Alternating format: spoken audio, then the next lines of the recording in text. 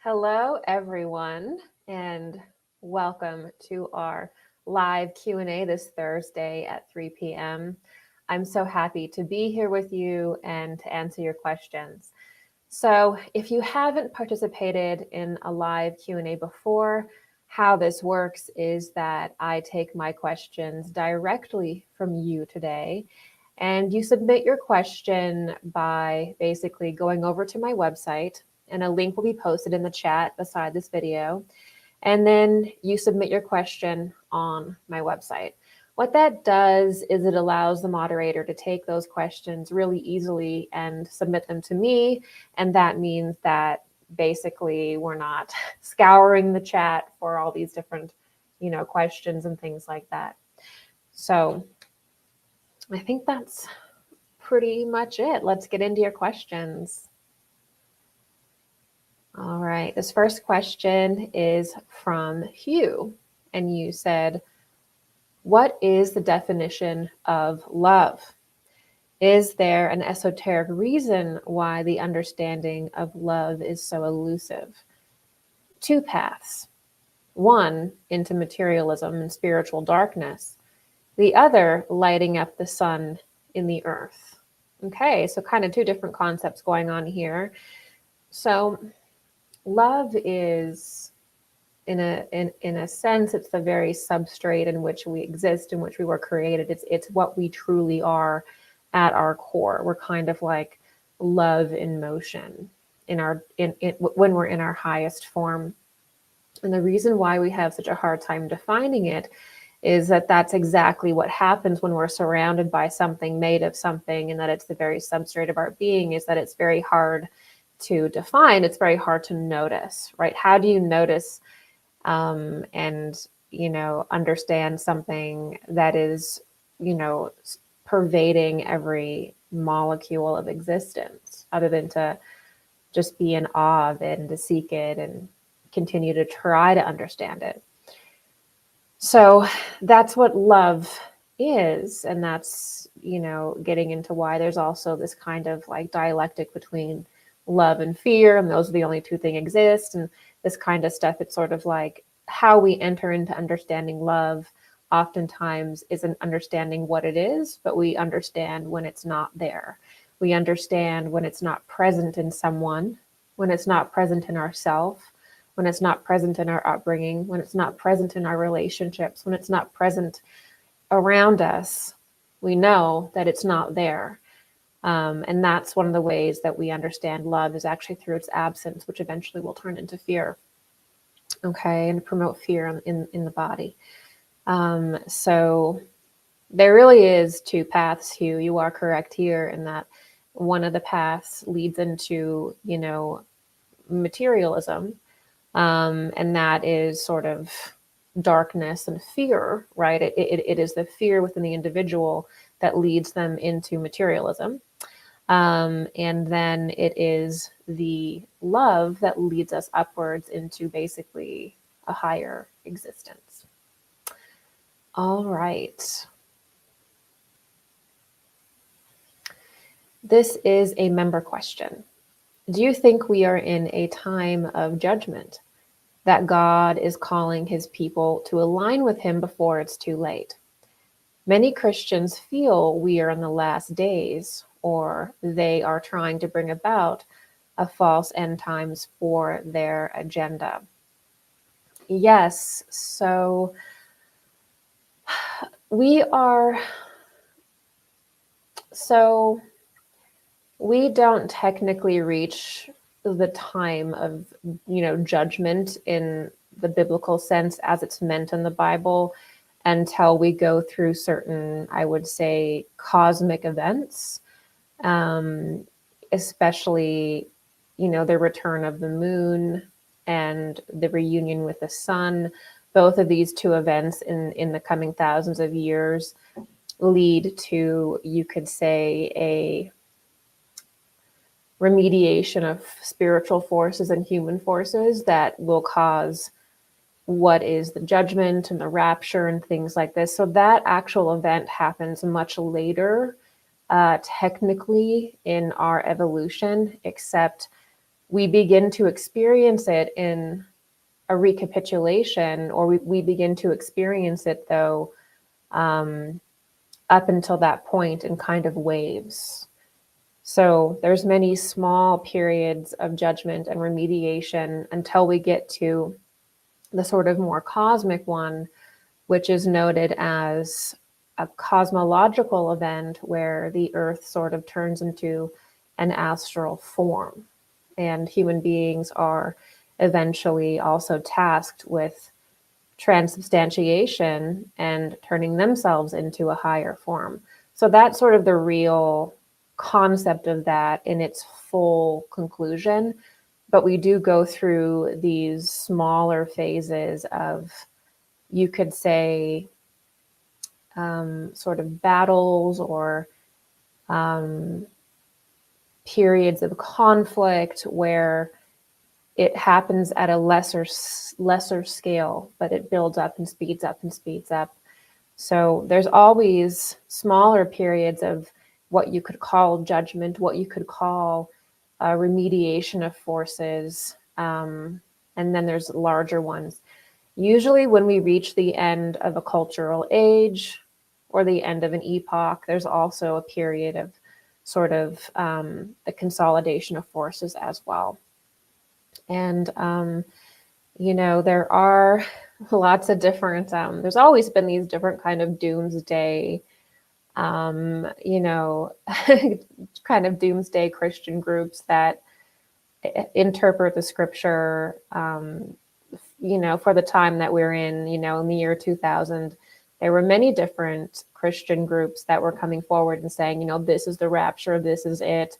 There were people in the spiritual community that were going by the Mayan calendar and saying, this is it.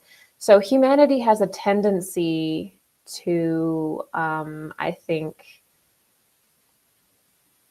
make things more immediate than they truly are. And a lot of that comes from just not understanding the big picture and not understanding the esoteric science, which gives you the zoomed out perspective, and the concept of recapitulations is also understood. So you have to be able to tell, is this a recapitulation or is this a larger cosmological event? Celestial light. According to Anthroposophy and esoteric Christianity, who or what created our universe and why? So in Anthroposophy and esoteric Christianity, there isn't like, we see the explanation and the reality of what has created the earth, what has created humanity, how that came about, which is traditionally called anthropogenesis and cosmogenesis. So cosmogenesis is the creation of the earth, but also the creation of a planet. Okay. Anthropogenesis is the creation of the human being, which is also happening alongside the evolution of the planet. So they have separate teachings because the anthropogenesis, or the evolution of the human being, is a microcosm of the evolution of the planet. And that is the planetary evolution is the macro, and the anthropogenesis, or the human evolution, is the micro. And that is how we view that in occult science. So there isn't really any time in real occult science where someone says a mythological story of this is how humanity is created, this is how the planet is created, and it's just left there as a story. In occult science, the myths are there, but they're explained in a scientific way, meaning that when it comes to the creation of both planets and human beings, that happens through something called the spiritual hierarchies. So all of the forces in the cosmos are alive, technically.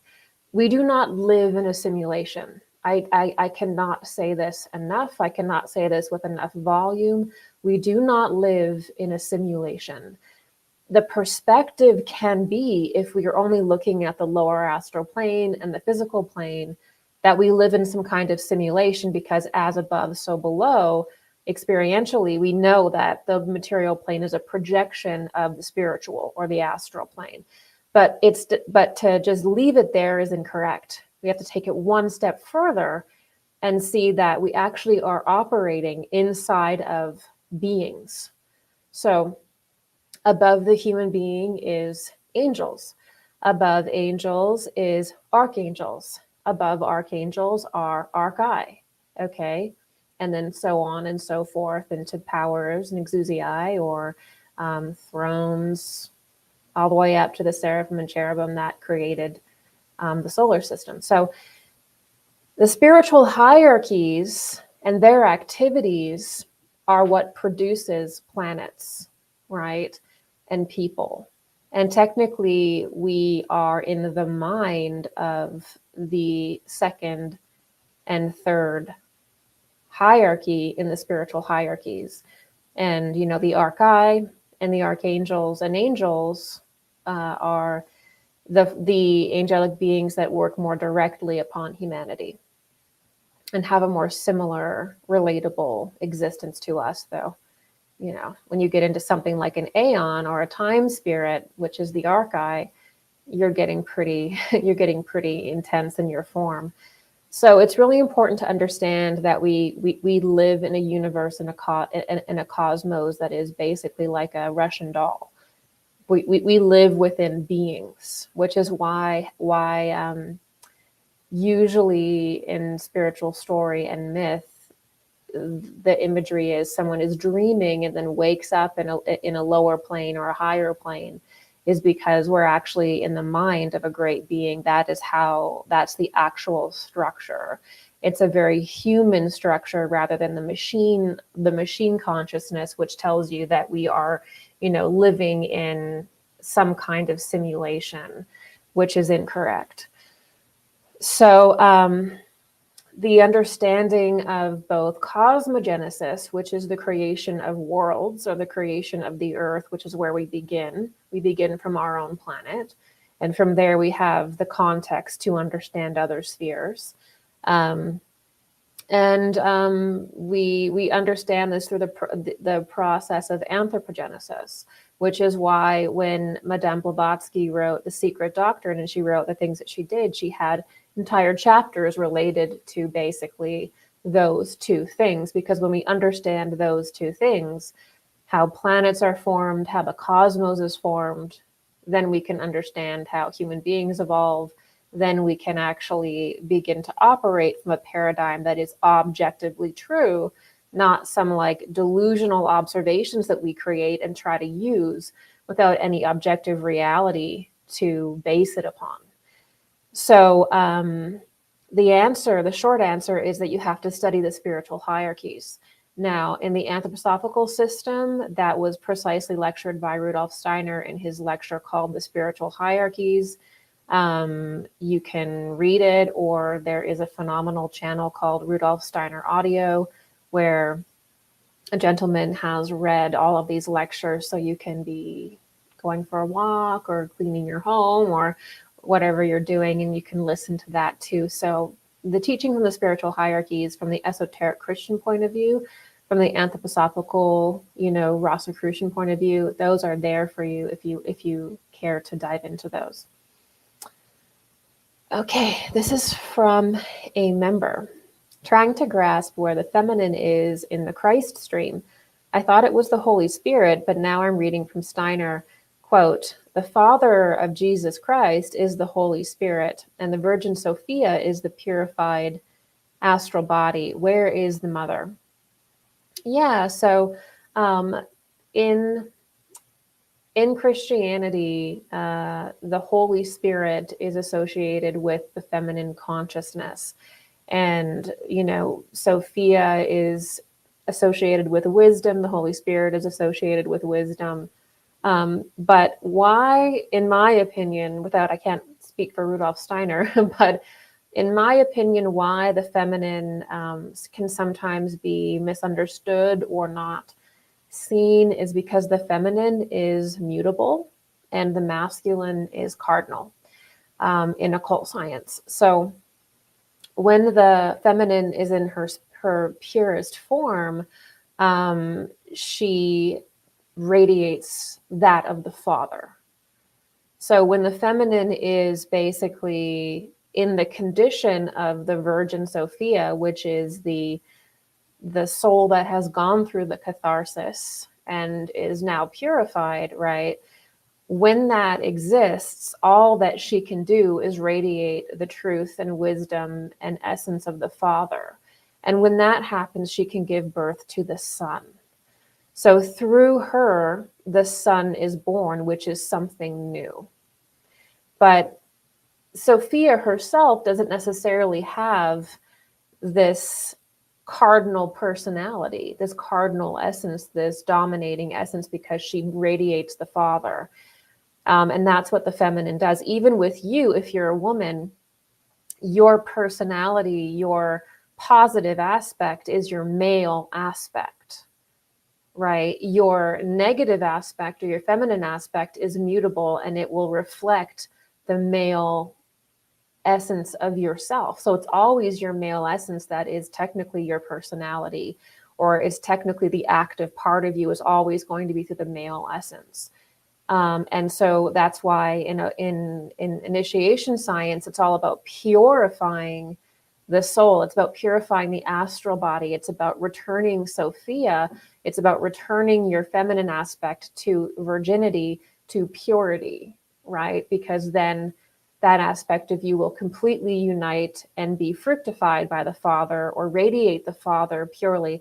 And in female initiation science, the whole part of that temple culture was basically the purification of the self to radiate the Father's essence and to bring that to earth, and to make sure that that individuals were aligning with that, and not getting too far into ego, which is why the Statue of Liberty is also shown as a female and not a male, and why she represents freedom is because the feminine consciousness is technically radiating the Father in the purest way. She's bringing that down into an intermediary state and giving it to the world, for this time.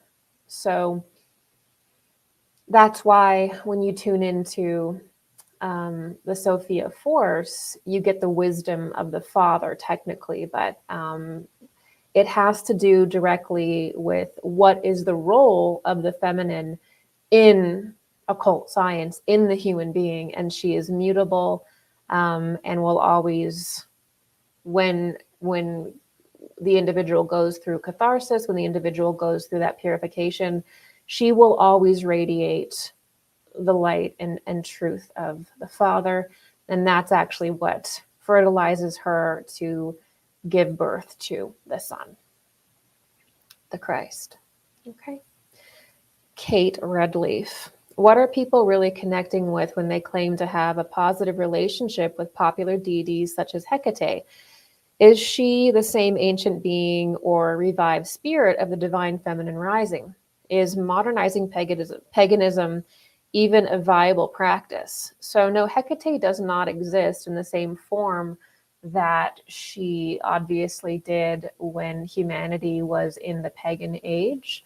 This is something that is, that pagans or witches or people in the Wiccan community will not agree with. That's fine, but we have to acknowledge that human consciousness does evolve, and our relationship with the cosmos evolves, or the relationship with the astral plane evolves. You cannot have the evolution of consciousness, which in our period is basically the mastering of mind and the integration of the ego in a pure way. You can't have that and not have the astral forces also shift. And so the entity that was Hekate and a lot of these pagan entities, they do not exist in the same form that they did then. The reason being is because consciousness is not in the same condition as it was 4,000, 5,000 years ago. It's not even in the same condition as it was 500 years ago, right? So we can't operate in like a snapshot, okay?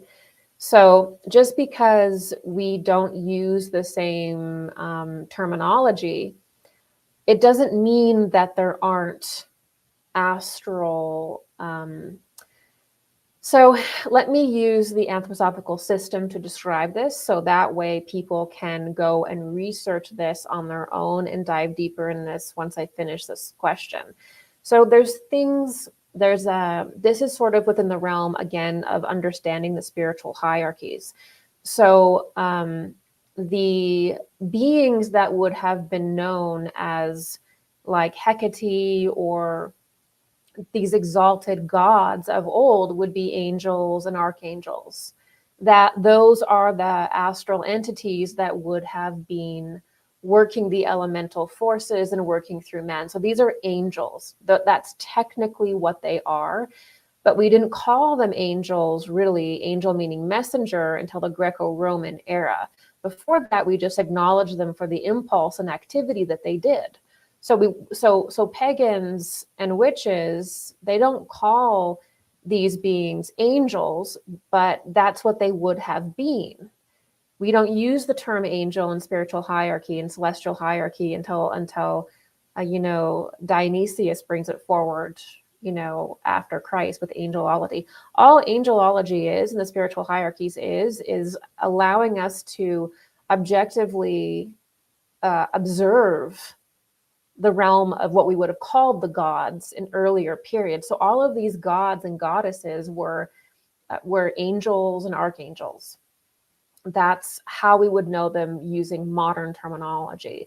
And we didn't see them in an objective way because humanity does not reach the point of objective consciousness fully and self-awareness until really, probably getting a lot closer to the incarnation of Christ for most people. There's still people, a lot of people alive today that still are operating without having developed an individuality.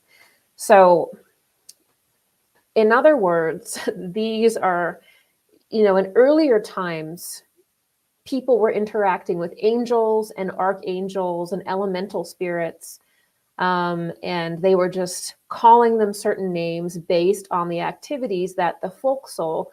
So in Anthroposophy, we will also call archangels a folk soul, which means that they represent certain massive kind of archetypal consciousnesses. They represent human archetypes, right? And so we would be interacting with the spiritual hierarchies, and we would be calling them out by their activities. So we weren't calling them an angel or an archangel. We were saying, this is the being of the water. Well, that's an angel. That's what we would call an angel today in esoteric Christianity. It's the same thing. The process still exists. There are still angelic beings that operate in water. There are still angelic beings that work upon the elementals in water, in wind. All of that stuff is real. And in the esoteric version of all religion, that has remained constant. It's only in the exoteric version of religion that you see all these concepts being cast out, like, no, reincarnation doesn't exist. No, there are no elementals. All elementals are demons. All spiritual entities are demons. Anyone that doesn't, operate in the same belief system as my pastor or as my rabbi or as my guru is evil. These are all the, safety mechanisms that people who are in a dogmatic mindset have created for themselves, because taking the training wheels off is really hard. And stepping into occult science is a whole different type of development, right? So Hekate would be an angel or a kind of angelic being that dealt with certain activities, right? That's what that is. It was directly interacting with angelic beings, what we would know as angelic beings today. That's why when you see the work of like John Dee and Kelly, you see this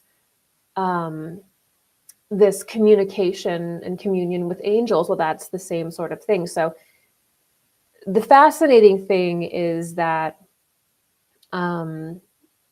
when you just because you want to cleanse your home of energies using incense or make holy water, or you want to, understand the power of the moon and the rhythm of the moon and its objective effect on your consciousness, and work with that. That doesn't make you evil, right? That doesn't make you an evil person. So we're not going to step back into the paganism of 3,000-4,000 years ago, because human beings have now really integrated objective thought. We don't even have the consciousness to do that. And the spiritual forces don't operate that way now anyway.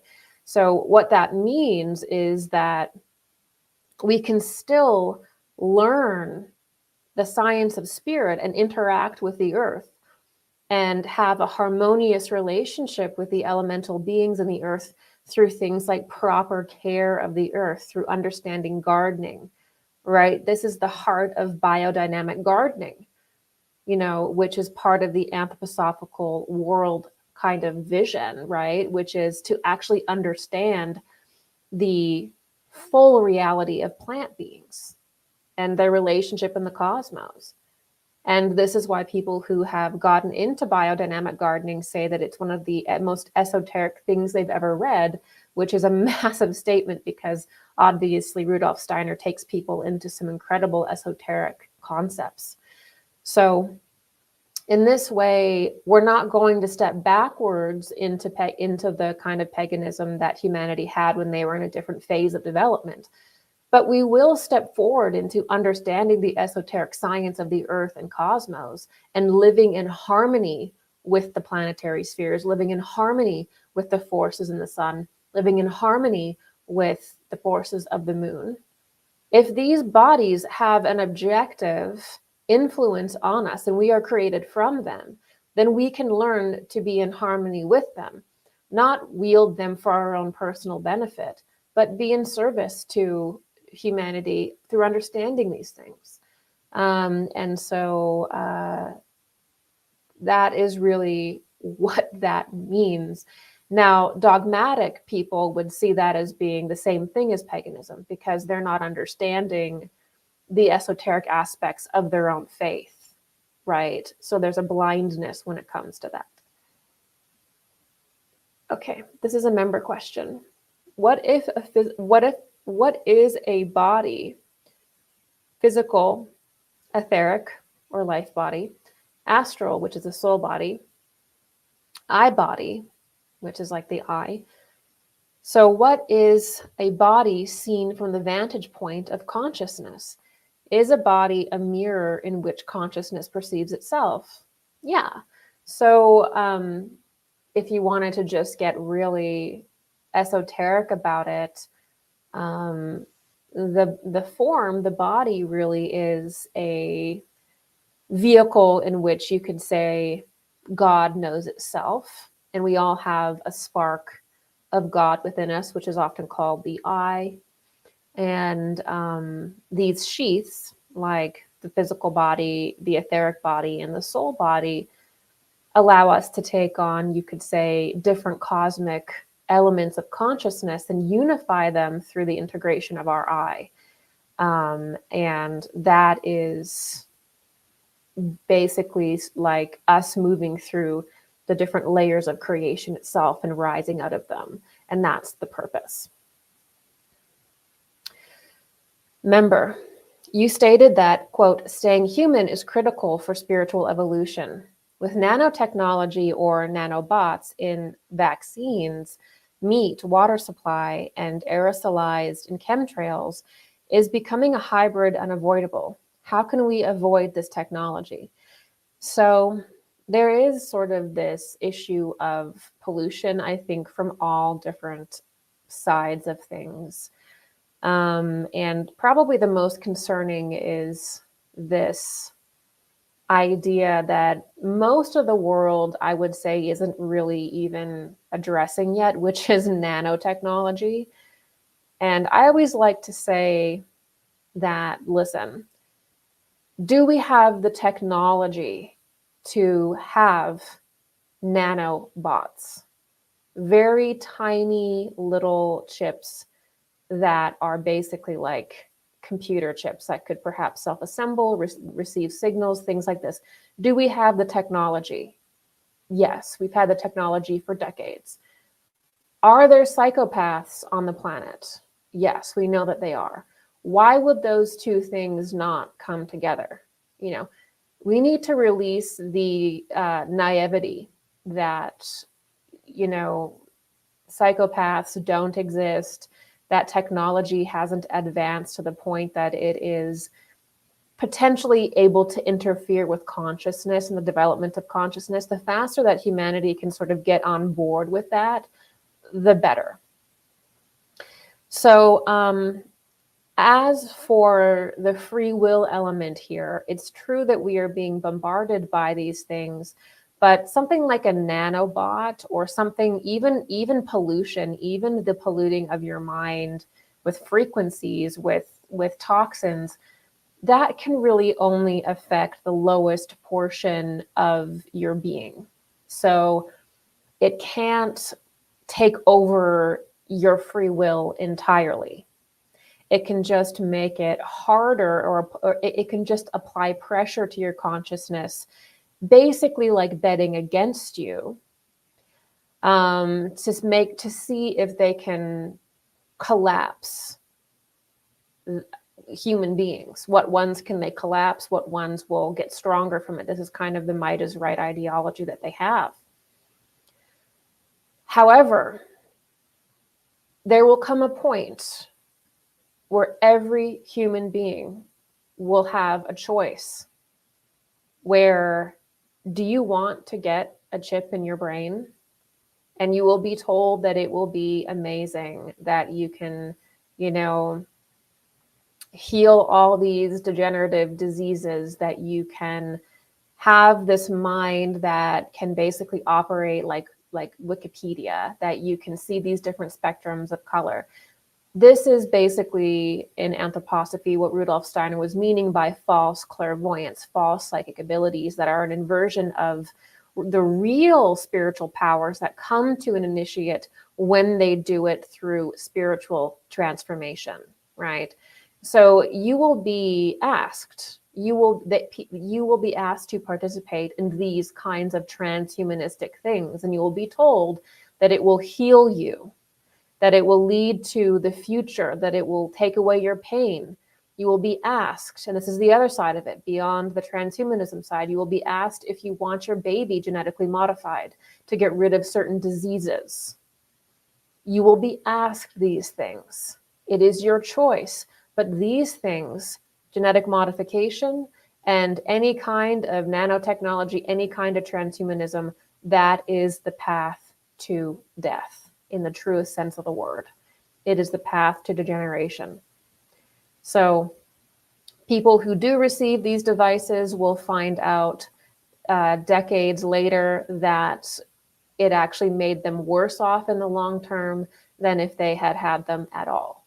People who genetically modify themselves will find themselves behind in the gene pool because you cannot actually remove any kind of disease, any kind of characteristic, unless it is spiritually transmuted. So everything, every disease, every material characteristic that we have is first an astral and etheric form that manifests physically. So you cannot get rid of the disease. You cannot get rid of a quality within a human being by just stopping for a few generations a human being from expressing it. What will happen is that disease or certain qualities will come back 10, 20, 30 times worse in those generations. What will happen is that people who get these technologies, these chips in their brain, or participate in transhumanism, they will find after a decade or two that they will be degenerated in certain parts of their body and fried in certain parts of their body because we're not meant to have these mineral and electrical components in our system. It fries the nervous system. It destroys the brain. So people will get involved with this and they will find out, some right away, it will be hidden, but later on down the line, they'll find it completely destroys their body. They will live in more pain than ever. Okay? That's the reality of you cannot play God. So that's the warning. And you will have a choice whether you participate in that. You will have to say, yes, I would like to receive this nanotechnology. I'd like to participate with it. In that way, you're entering in with your free will. You have to say, yes, I would like to genetically modify my child. These are the paths that you want to avoid by exercising your free will. All right. We have to understand that diseases can only be cured by understanding the spiritual and etheric reality of why they exist. Doesn't mean that you're to blame for your disease or you're to blame for certain things. It's not that simple. But we do have to understand the etheric and spiritual reality to the material plane in all of its facets, including health. Okay, James. Hi, Gigi. I was in Rome last week, and when not enjoying gelato, I pondered goddess worship there and also the mythic origins of the city empire of Mars. So Mars raping the mother of Romulus, who then murdered his bro Remus. What are your thoughts on this epoch? Yeah. So, yeah, I would say that the Rome impulse is a very strong earthly representation of the Mars impulse. The Mars impulse sort of comes to its full expression in Rome, which borrowed a lot of its culture really from other civilizations. And so there's a lot of interesting symbology, I would say, with the Romulus and Remus story. I always found it interesting that they were basically these twins that were being suckled by a wolf. And the wolf in the anthroposophical system represents the old ways or the old clairvoyance.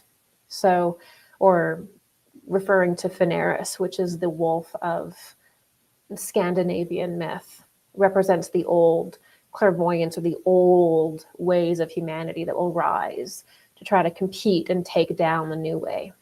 So a lot of the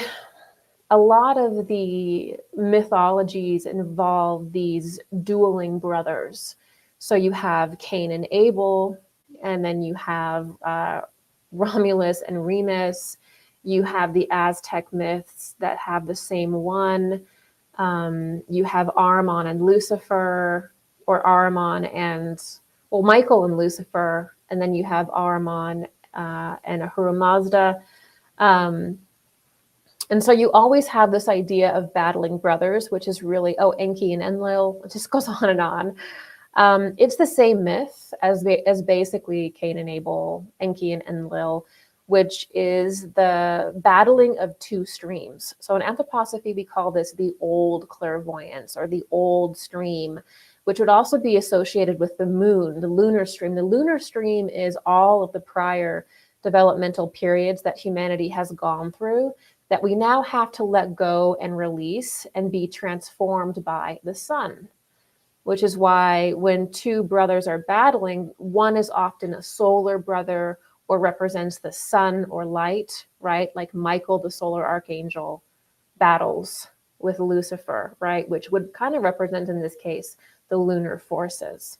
So usually you have this battle between the sun and the moon. This also gets into the idea of, because we just had an eclipse, the idea that Fenris Wolf in the Scandinavian myth is said to swallow the sun. So he's a lunar figure who is said the moon finally for a moment overtakes the sun, which is against nature, right? So the lunar forces are considered to be the degenerating forces because we're no longer in the lunar era, right? The era of the sun god, the sun being the sun brother, always conquers the lunar brother. Light always conquers dark because light and the sun is fundamentally dominant. It's a dominant force. Now, the moon can rule at night very briefly, but the sun will always overtake it because the sun is always producing something new as well, whereas the moon can only reflect something that's regurgitated, something old, something secondhand. So very deep forces there.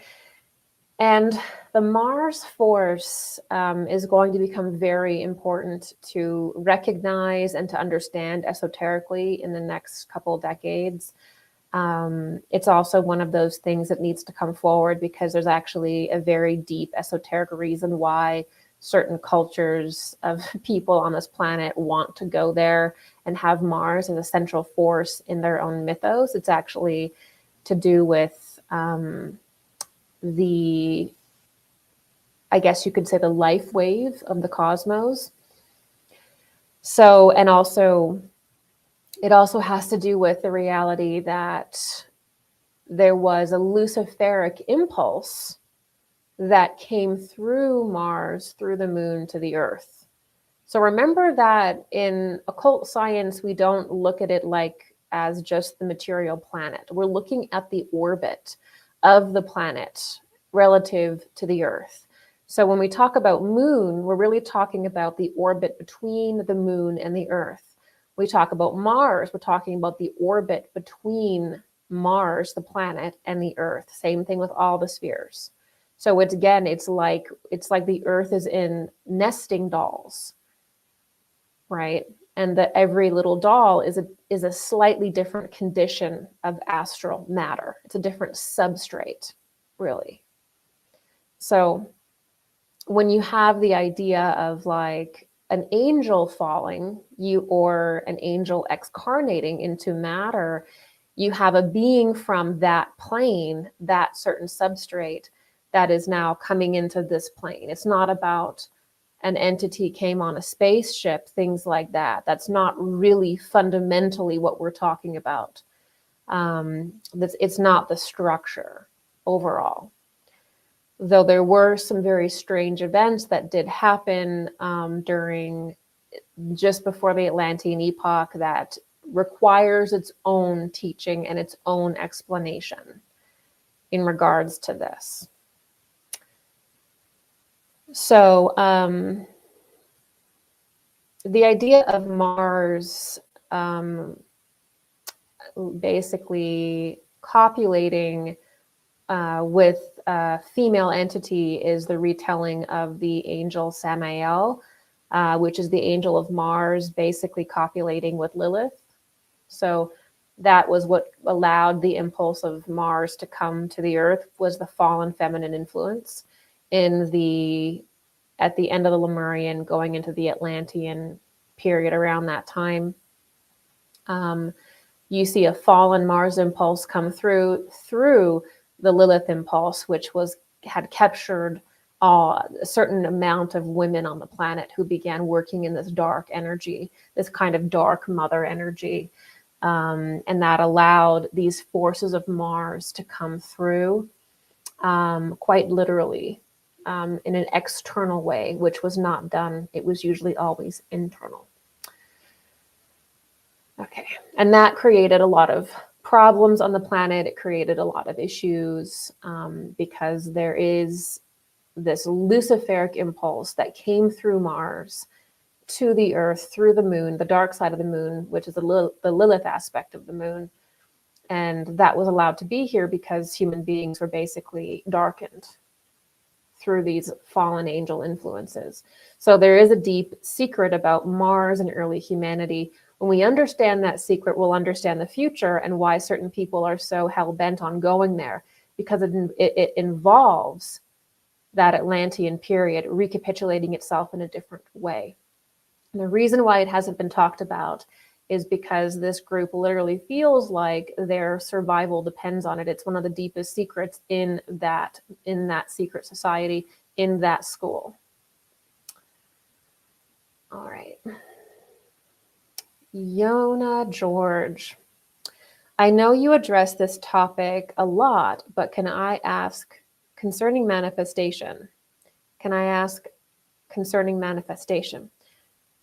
I just been listening to one of your amazing videos where you talk about it. Is manifestation linked to cabal, electromagnetic mind control devices, and activities?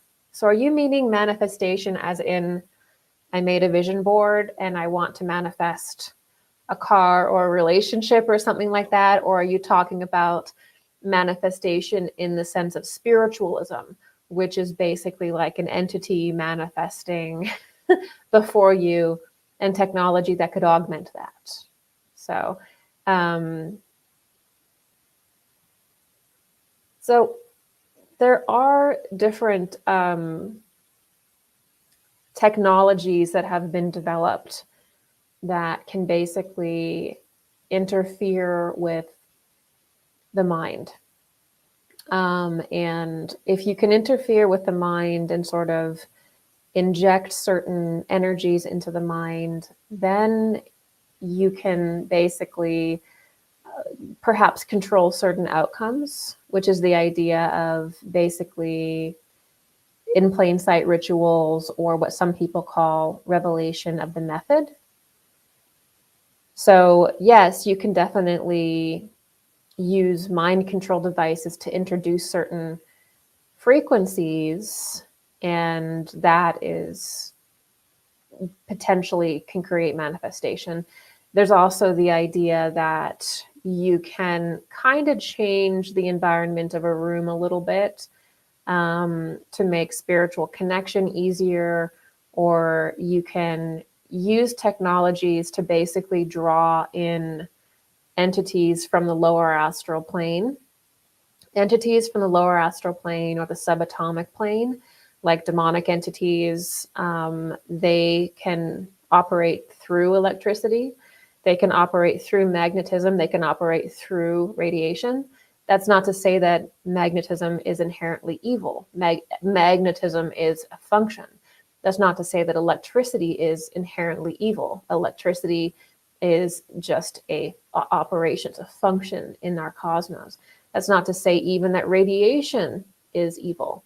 What it is to say is that demonic forces from the subatomic plane are released when these things happen. And if used in a ritualistic way, they can enter those forces. Higher beings can enter those forces too. But demonic entities must use those forces. That's the difference. Okay. A demonic entity must use electricity. They must use magnetism. They must use radiation if they want to be seen. And the etheric and life forces of human beings can help with that, but those can augment dark entities. So that's the difference there. This is a member question. Lucifer brought blood into a coarse materiality. That is the one direct deed that Lucifer has performed in matter itself. That's from GA 134. Okay, so if you hear in my lectures or in these Q&A sessions, GA and then a number, this is referring to how Rudolf Steiner's lectures are archived. And so that is giving you the exact lecture. So if you want to read more about Lucifer and Lucifer's effect on the astral body or the blood and whatever, then you can go to that lecture. So this is GA 134. If Lucifer was so powerful as to influence our body, then what was Ahriman's influence on our body? So how I see it is that when we say Lucifer, we are saying the being Lucifer, which is the sort of head honcho, the head angel, the head fallen angel. But also when we say Lucifer, we're also referring to Luciferic spirits or other fallen angels beneath him that took station with him. So when we say Lucifer, we're talking about an entity, but also a bunch of other angels that fell with him. They're all kind of under the moniker of Lucifer. So one thing that Lucifer did during the Lemurian epoch, about, I would say, halfway, just near the end of the Lemurian epoch, is that the Luciferic spirits basically entered into the astral body of humanity. They poured themselves into the early developing astral bodies of humanity. And that basically gave them too much energy. And that caused them to be drawn down into the earth before technically they would have, had they not received that Luciferic impulse. That story is portrayed in the Bible as Lucifer approaching Adam and Eve in the garden when they are perfect and in harmony and in balance, and telling them to eat of the tree of knowledge. Okay, so that's sort of the esoteric explanation of that is a little bit more in depth in that little symbolic story that we see in the Bible, which is a metaphor. So Lucifer causes, basically, in a sense, he causes the body to materialize faster than it normally would have. And it causes the blood to also be contaminated in a certain way, and also materialize faster than normal. It enters the blood system. And so one thing about this is that it's sort of like Lucifer as a being got caught in an even greater impulse than himself that was regressing. So it didn't necessarily come from his own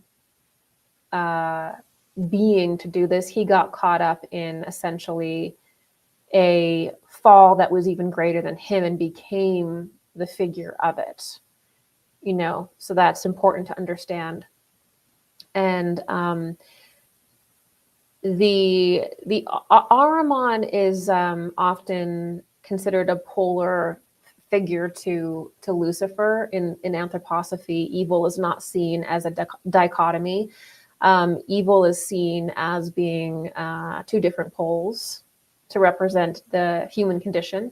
Lucifer and Ahriman are sort of two different challenging aspects within the human being.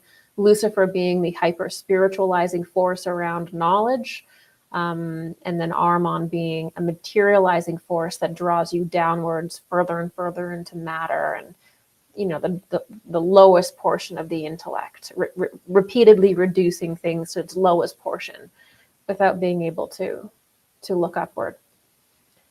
So the Ahrimanic influence is through, in order to understand, I'll say this, in order to understand Ahriman's influence, I think we have to understand Jehovah.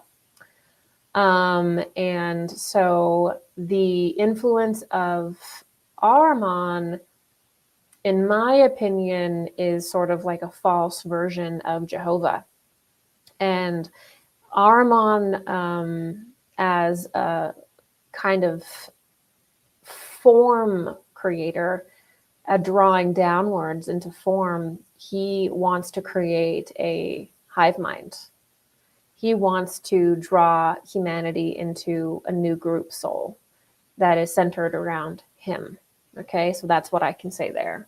So Ahriman's influence on our being is, he really wants to draw humanity into a hive mind, into a kind of false group soul.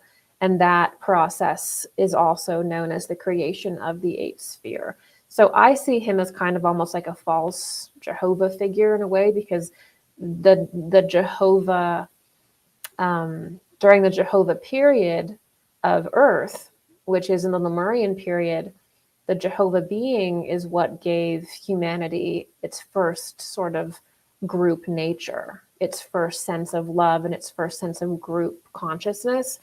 And so I see the Ahrimanic impulse, in my opinion, how I clairvoyantly see it, is a false version of that. And that's why so many people have this weird idea about who Jehovah and Yahweh is. It gets so weird is because I think that the Ahrimanic influence tries to kind of use that, in my opinion. Okay, this is from a member. Future Orpheal age will come around AD 2235. Christ will be seen in the etheric, and divine love will appear in the form of divine wrath.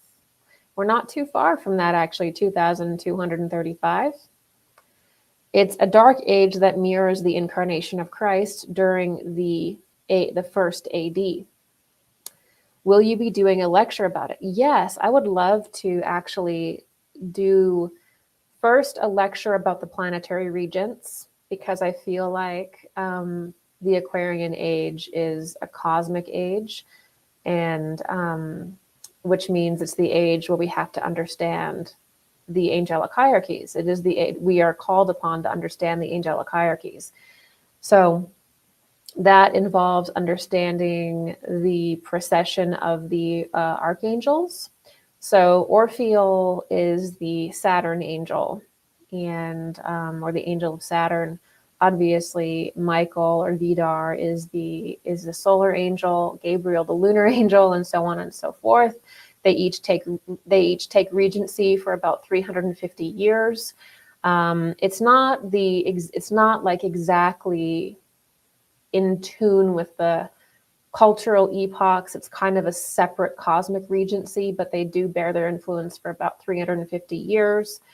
And so when the Saturn angel comes around, which I believe Orpheal is, we see an incredible pressure. I mean, think about the energy of Saturn. Saturn is the force that provides a kind of pressure to either go one way or another. It's the father influence. And so at that time, the distinction between people that operate from the lower three centers and those who have integrated their higher centers will become very, very obvious. And humanity will become very split from that point forward. From 2335, we'll really start to see the splitting of humanity into almost like two different kinds of people, two different kinds of human beings that are driven solely by their lower centers, and human beings that are actually almost operating in a different world because they've integrated their higher centers. So that's what we will see. As a result of that, that will make it easier for Christ to appear to people. So the reason why the story of Paul at Damascus is so incredible, and why Paul is such a great influence actually on our era as a being, as a master, is that everybody will begin to have their own Paul at Damascus experience. Now, I have actually seen this happen with celebrities, with public people. People have written to me and told me these things about being involved with some other belief system or atheist, and then they just see Christ, they see Jesus. And with the experiencing of Jesus in his etheric form and your etheric form, your astral form, there is this transmission of knowledge. There's an awakening that happens. And with that comes a very deep knowing, often that you can't explain logically, because the logical part of the mind is not the defining part of the human being, right? Whatever is in your logical mind, in your lower mind, your mechanical mind, is actually just what has already been processed. Spiritual knowledge eventually inspires the lower mind and affects the material world, if it can be accepted. So the experience of Paul at Damascus will begin to happen to more and more people, and they will have an experience with the Christ, with Jesus, and they will have a hard time explaining it, because how do you put words to something that the mind does not yet have a path for? And so there will be more and more people who have an experience with Christ, whether it be appearing before them in a vision, dreams, things like that. And that will lead the age of Michael, or the age of the sun angel, where human beings begin to carry out their true task, which is to basically fully enter into what is called the Michael age in the anthroposophical system. So obviously the pressures of the Saturn force will create that experience to an even greater degree. Clover Green. Do you think people are being, quote, isolated, separate and tucked away, kept apart because Jesus is returning soon? When I read about the end times and being caught up in the air, it sounded like an emergency C-section, scary but necessary. Yes, so Jesus returning is really a reference to the reality that Christ is actually now existing in what we would call the etheric plane. So there's actually never been a point in earthly or human development where the Christ has not been involved with us. In our period, we are most concerned with only one of the sacrifices of the Christ being, which is when Christ enters into a mortal man, who is Jesus. So our whole idea of Christianity is centered around basically one of Christ's big sacrifices for humanity. In esoteric Christianity or Anthroposophy, we observe that there were 3 prior sacrifices that the Christ being did before he was able to incarnate into or enter into Jesus. There are also 3 other sacrifices that the Christ being will perform on behalf of mankind after, one of which has already occurred in the etheric plane, in which certain aspects and qualities and organs are liberated for humanity through the Christ being.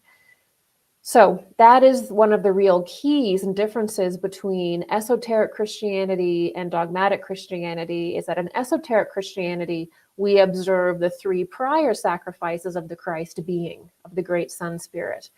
And we realize that that culminates in the mystery of Golgotha, or the turning point of time, or the crucifixion. We recognize that culmination point is that the Son, God, the macrocosm, the macrocosm eventually enters the microcosm. It eventually enters man. Okay, that is the completion of a cycle. Then something new is created for the earth, and humanity begins to rise and spiritualize into their destiny, which is to become angels themselves, essentially. So this is that the return of Christ is basically understanding Christ alive, or Christ in the etheric world, that he is part of us. Jesus is not going to come back again as a human being.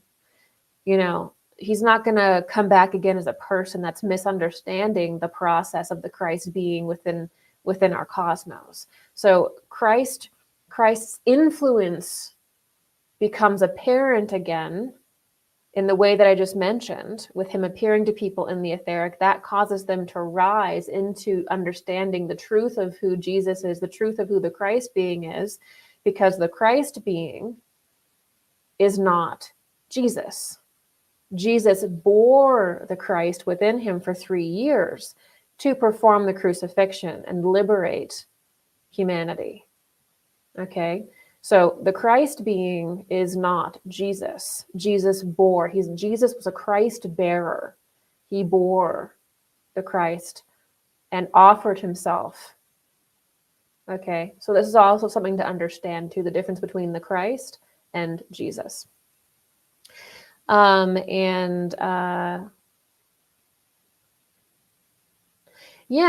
lot of the things that we are going through are growing pains. And I was just talking with members last week about the number 5, and that number 5 is associated with what is called, the 5th mystery, or the mystery of evil. And there are 7 great mysteries. And so when we get to the point in planetary evolution where we're in the 5th epoch, which we are, we have to deal with evil. And it's only through the confrontation of evil within the world, noticing corruption, noticing psychopathy, noticing evil, and also, more importantly, with noticing it within ourselves. Only through that do we overcome the number 5. Do we move on to 6? Do we move on to brother and sisterly love and the understanding the mystery of resurrection? Zoe. What's the role of pain and fear in alchemy or etherization, and how to actively practice transforming these through our hearts? Is a Persephone myth and other relating figures demonstrating this process? Venus is Sun Ev backwards. Oh my gosh, you're right. Oh my gosh, this is so great, Zoe. You are a genius. I had never realized that Venus was Sun Ev backwards. And I think that deep down you're tuning into something, because Venus technically is the sun. So in occult science, some people in occult science would not necessarily discern Saturn and Vulcan, Sun and Venus and Moon and Jupiter. Some of them would see them as basically an overarching same impulse, but we view them as separately because we're looking at the progression. So Sun Ev is like Sun evolution, and the Venus evolution is parallel to Sun evolution. If you look at the progression of worlds, it goes Saturn, Sun, Moon, Earth. Oh, yeah, Saturn, Sun, Moon, Earth, Jupiter, Venus, Vulcan. So technically Venus and Sun are the same alchemical period, just in different times. Okay. So what she's saying when she's saying alchemy and etherization is there is a very important lecture series called The Etherization of the Blood. I have lectured on this, and you can find that in my channel just by searching etherization. You can also check out the Steiner archive on that. Also, I know that Leighton has written about the etherization of the blood. I hope Leighton is out there today. Thank you so much for all of your help in moderating. She has some great writing on the etherization and things like that as well. So that is basically how the alchemical process happens within us. That's how the understanding the etherization of the blood is like the beginning of understanding transubstantiation of the form. It's a very similar process, okay? So that's what Zoe is talking about here. And so the main thing is that these are processes that essentially already exist within us. The first step, like alchemy or transubstantiation, turning our form into a higher form through transubstantiation of matter into higher ether. That process already exists within us. It was basically, in a sense, gifted to us by Christ. This is the whole point about why Christianity exists. Why does that belief system center around the doctrine of resurrection and transubstantiation of the form and eternal life? Well, that is all about, in your life, being able to construct what is called the glorified etheric body, the resurrection body, or the phantom body, so that when you pass away, the eternal life part is that when you begin to pass away, your soul essence, or your I, goes into a glorified etheric body and can operate as though it's just waking up in another dream. Whereas if your glorified etheric body or your resurrection body is not developed, when you pass away, you experience a different process. There's no glorified body for your I to basically enter into and experience a higher heavenly life. There's nothing built. So our task is to build that, right? So this is what Christianity is supposed to obviously bring about with the idea of eternal life. New Jerusalem is actually the mystery word for Jupiter. Jerusalem means Jupiter. New Jerusalem is New Jupiter. It's the cosmological word for New Jerusalem, which is our next development, or in the New Age, the fifth dimension of a new Earth, is also in mystery science called Jupiter. Okay, so all of these things that appear in the Bible can be explained cosmologically and through esoteric terminology as well. So that process was given to us by Christ. The ability to transubstantiate ourselves was given to us by Christ so that we can do it as individuals. So before that, similar things could be done, but spiritual beings would have to do them for you, and you were just a participant in it passively. Now we can do it ourselves. So the process is really given to us. So the first step is to understand the etherization of the blood. The first step is to understand Christ, right? Is to understand what that act was. What is the mystery of Golgotha? What is the blood? What is the etheric body? Watching my lecture on the immortal body will also help that. That's the same thing. I go into it in the Eastern traditions, the Western traditions. I break it down. So the first part of really being an active participant in that practice is to understand it. You have to know that the whole point of us being around right now is to literally transubstantiate our form or learn the mystery of resurrection, right? It's to build that glorified etheric body in which we can operate in the heavenly realms. We have to build that through, what Buddha would say is by right living, by right thinking. That all builds up the etheric body. Everything that the Buddha taught was basically how to build up that body. So when Christ came, we could do it. So the first step is to be educated on it. You have to understand what the dynamic is. And then you have to live your life in a way in which it can happen. What accelerates it is prayer. What accelerates it is service. What accelerates it is the kind of prayers that say, God, use me, Christ, use me, those are the kind of things that accelerate it, right? You don't have to do those things, though. There's a natural evolution that will occur, but it will happen slowly if you're not actively participating in it. So that's where I would start with that. Okay, this is a member question. What do the planet's physical qualities and placement in relation to the Earth reveal about their esoteric meaning? So in mystery science, the physical planets are kind of like, they're just basically markers of the planetary realm. The planetary realm is, again, the space between basically that planet and the Earth, or the orbit of that planet and the Earth. That realm is considered an angelic kingdom. So it's populated by beings that live within that astral substrate, which is a different substrate entirely than the Earth. So it's not the Earth's matter or the Earth's energy vibrating at a higher rate. It's actually a different substrate. That's important to understand. So in other words,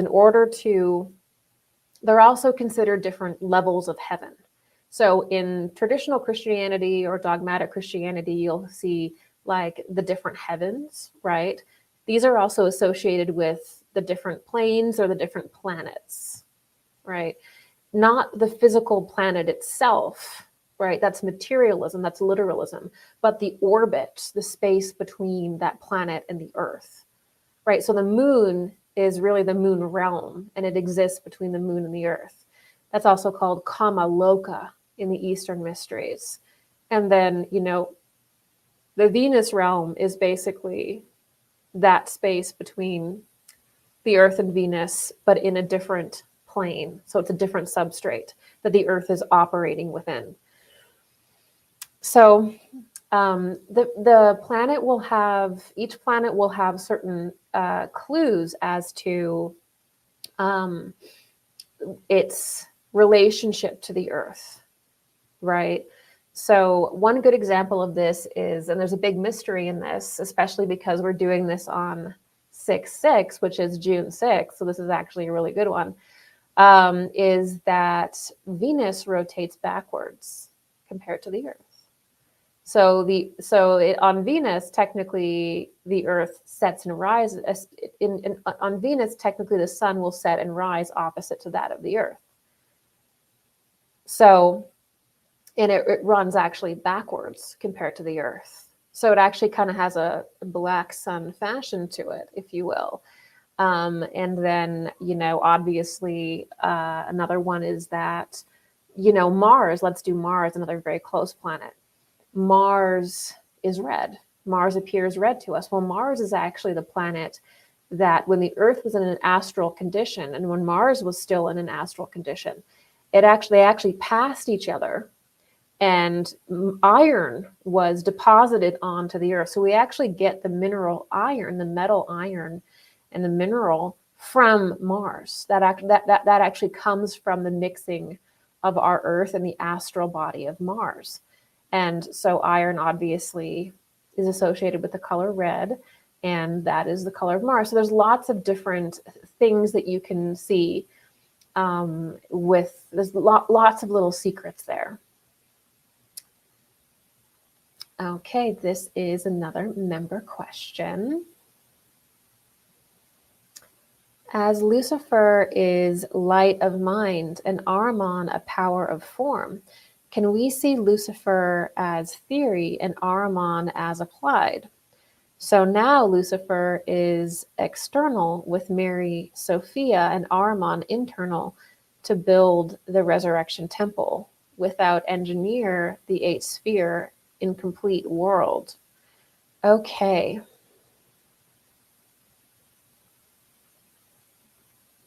Yeah, Lucifer is represents, you could say, knowledge. And then Ahriman represents the materialization process. And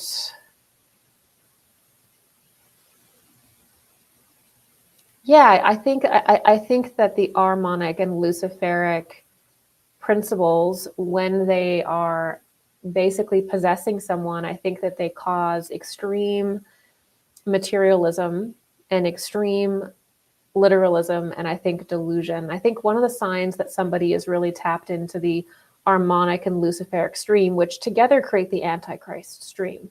So if you were just to tap into the lower astral plane or the demonic realm, you'd be tapping into the Lucifer impulse, you'd be tapping into the Ahrimanic impulse, and they're going to give you a certain they're going to give you a certain story, a certain kind of they're going to give you a certain worldview, a certain perspective, a certain stream that you're going to be basically in. And one of those things is taking a spiritual concept, like the building of the temple. The building of the temple is the building of your resurrection body. Okay. The building of the temple is the building of your immortal body. It's not the building of a physical structure in Israel.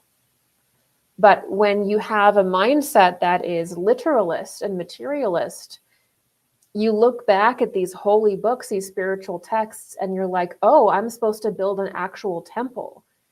And the thing that Lucifer and Ahriman have the hardest time with is transubstantiation, is moving through the eye of the needle. They will avoid that at all costs. So this is why Lucifer and Ahriman together will try to create these systems of false resurrection. You know, this idea of like, oh, we're going to create this technology where you can just upload your consciousness into the cloud. You can just upload your consciousness into heaven, into a machine. This is false resurrection technology. This is taking the idea of that we're supposed to basically have this, you know, higher form that we pour ourselves into eventually through our development, creating it like condensation. We create this higher form through our right living, our right mind, all these beautiful things. We create this higher form. And then eventually at the end of the planetary phase, we pour ourselves into this higher form and move into New Jupiter or New Jerusalem. But we create the form through like a condensation through our good deeds, through our love, right? We glorify our etheric body to pour ourselves into it later. And that existence is called New Jupiter, or it's called Jerusalem. Jerusalem again means Jupiter. So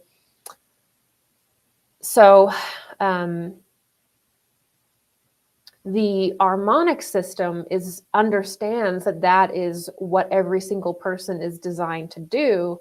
And so Ahriman and Lucifer try to create systems that make you think that you're experiencing that, but you're not. In my opinion, this has a lot to do with the idea of replacing the angelic hierarchy or the spiritual hierarchy with the idea of aliens. Suddenly, every single being that would be considered an archangel or an angel or an archai in our past is an alien. Every structure that humanity has built, perhaps like in Atlantis or Lemuria, when the earth was in a different condition, is built by aliens. So there's the complete absorption of the spiritual hierarchies, which is the lecture, which is the information that we're supposed to integrate at this time, and turning it into this bizarre literalist cosmology that's false. And eventually all of these alien discussions, no matter what channeler you listen to, eventually it all leads into technology is what's going to bring us into the next phase of our existence. This is false resurrection stuff. You know, these med beds are going to heal you. You know, you're going to like get a chip and you're going to have spiritual powers. Why not? You know, this is really demonic stuff, but because we don't understand perhaps the real spiritual dynamics going on in the astral plane, we don't see it that way because it may not be, but a lot of people do. I have to say a lot of people do. So for me, this sort of idea of the eighth sphere and this literalist stuff is is just, it's just harmonic. It's an harmonic perspective. Once you understand the entity of Ahriman, then you can begin to see how he is constructing. And Ahriman is like the true idea of Satan too. Lucifer is a little different, but Ahriman is like the true satanic force, if you will. And you know that the Christian system would really probably acknowledge as being the real satanic force. And so, yeah, that's, you know, it has an entire system that has to do with the technology and interfacing it with the body. And then on the Luciferic side, Lucifer wants to cause massive confusion and disassociation in the human being by drawing the human being out of their body into the cosmos. Okay, this is what Rudolf Steiner wrote 100 years ago, before any Venusians were landing in people's backyards and telling them that they're created humanity. It is an attempt to basically cause disassociation within humanity and draw human beings into the cosmos rather than deeper within themselves to produce a resurrection body. All of that stuff counters the task that we actually have at hand through delusional and materialistic impulses. Okay. Next question is, this is a member question. Where is the line between depression from not living your life's purpose and that very depression being your life's purpose? How can we tell the difference in struggle that is relevant to our soul versus struggle from not expressing our soul yet? Thank you. I would say that I don't think it's anybody's purpose to be depressed. I think that depression arises through not understanding what our purpose is. The first step is that you have to make sure that you're living an authentic life. So you have to remove lies. You have to remove anything where you are lying to yourself, where you are lying to other people. You have to begin to live as you truly are. And this helps to begin to remove shame from the body. It helps to remove a lot of the trauma. So just you making the step to be who you truly are, to truly speak your opinion, to do it in a loving way, but by you being truly who you are, is a really great first step in removing anxiety and depression. So much of anxiety and depression spiritually can be rooted in not feeling like we can express and be our true self. We kind of become constipated, for lack of a better word, and that self-betrayal causes a lot of personality issues. So I would say that depression is never your purpose. You know, if you are here, if you're watching this, even if you're not watching this, you are here for a reason. You are important. God created you for a reason. Within your very being are skills and talents that this world needs, that you have, that only you can do. That is the reality. That is the truth.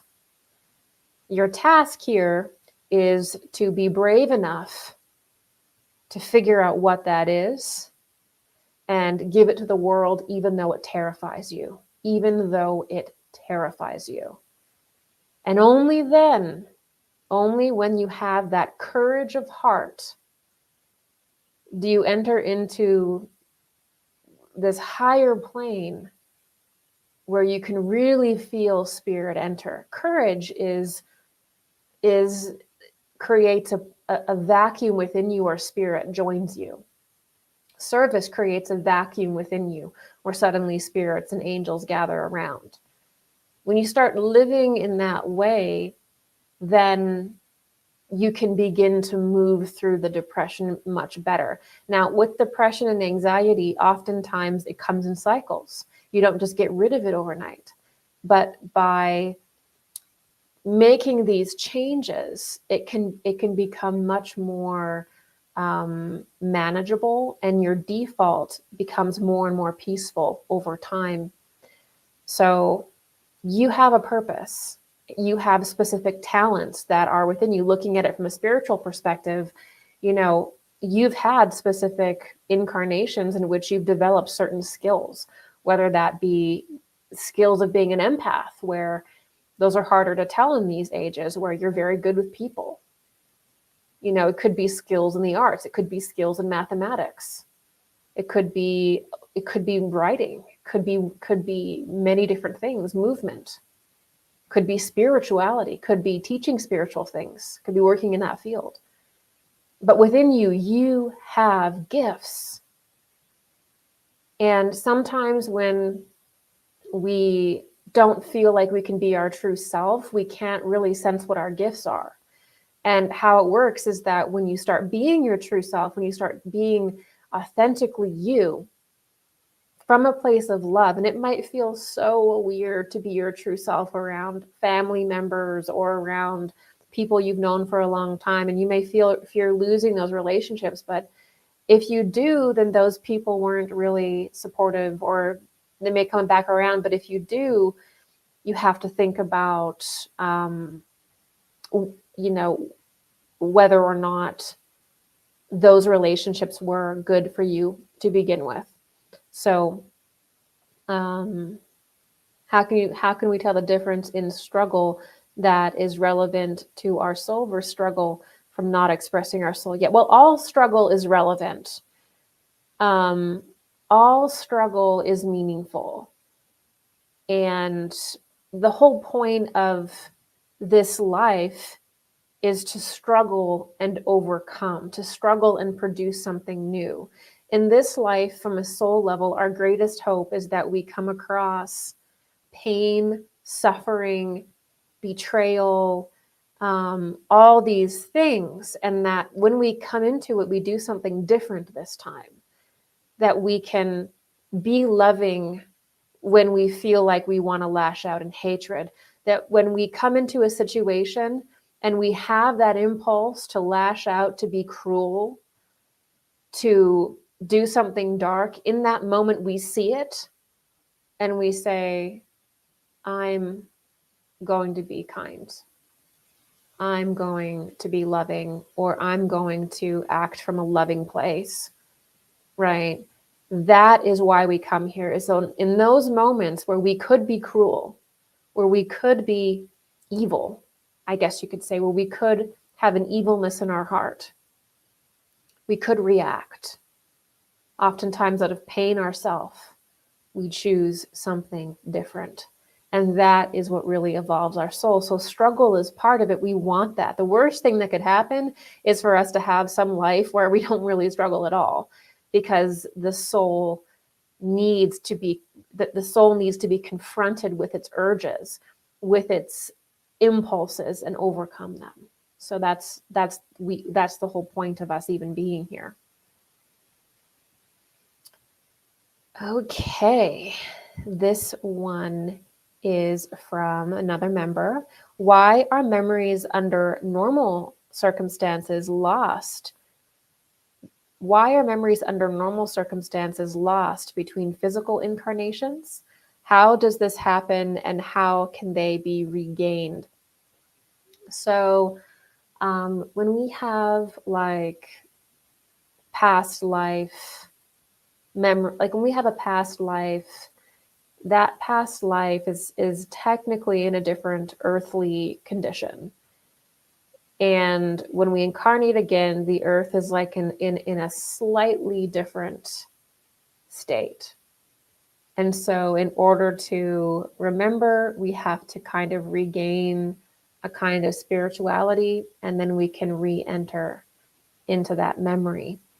So that's sort of the, I guess you could say, energetic reason why. Also, we're in a different form. We're in a different body. we're not in the same, we're not sometimes the same gender, we're in a different body with different things going on. And so in that way, the recall would be from a different root source. So we may not have the memories of past lives, but we still will contain its impulses. It's the impulses will still act from them, as I was saying before. And also, there's a very practical reason as to why we don't have like a ton of past life memories coming forward, is because it would be overwhelming and it would be difficult for you to operate in society, essentially. So to prevent, I would say, confusion and overwhelmment. Also, how does this happen and how can they be regained? So past lives can be regained basically two different ways. The first way is naturally. The more that you spiritually evolve, you will find yourself having past life memories. The memory may just feel like a weird case of deja vu, where it just feels like you've been here before.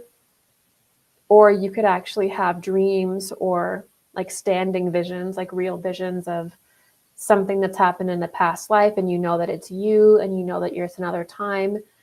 Usually it's of a significant event. I know of people who have also reached a certain point where they are coming into a certain initiation within their soul, and they remember the initiation happening in past lives. And so they'll move through a kind of initiation period or a challenging period in their life, and then they'll remember it happening in past lives. So you'll have these natural bleed throughs because your soul will speak to you in any way that it can to convey that you are greater than what you think that you are. And the other way to do that is through more of a forceful way, which is through regressive hypnosis or past life regression, which is technically a different kind of hypnosis than smoking cessation or weight loss or kind of basic hypnosis. Regression hypnosis takes significantly longer, and there has to be somebody who is knowledgeable on past lives to do that. But you actually can access them that way, or people have accessed them that way. Though I would say past life regression can be more controversial than when it kind of blossoms forward yourself. This question is from Jesse. How many human Earth lives do we experience here on this current Earth planet before evolving to new Jupiter?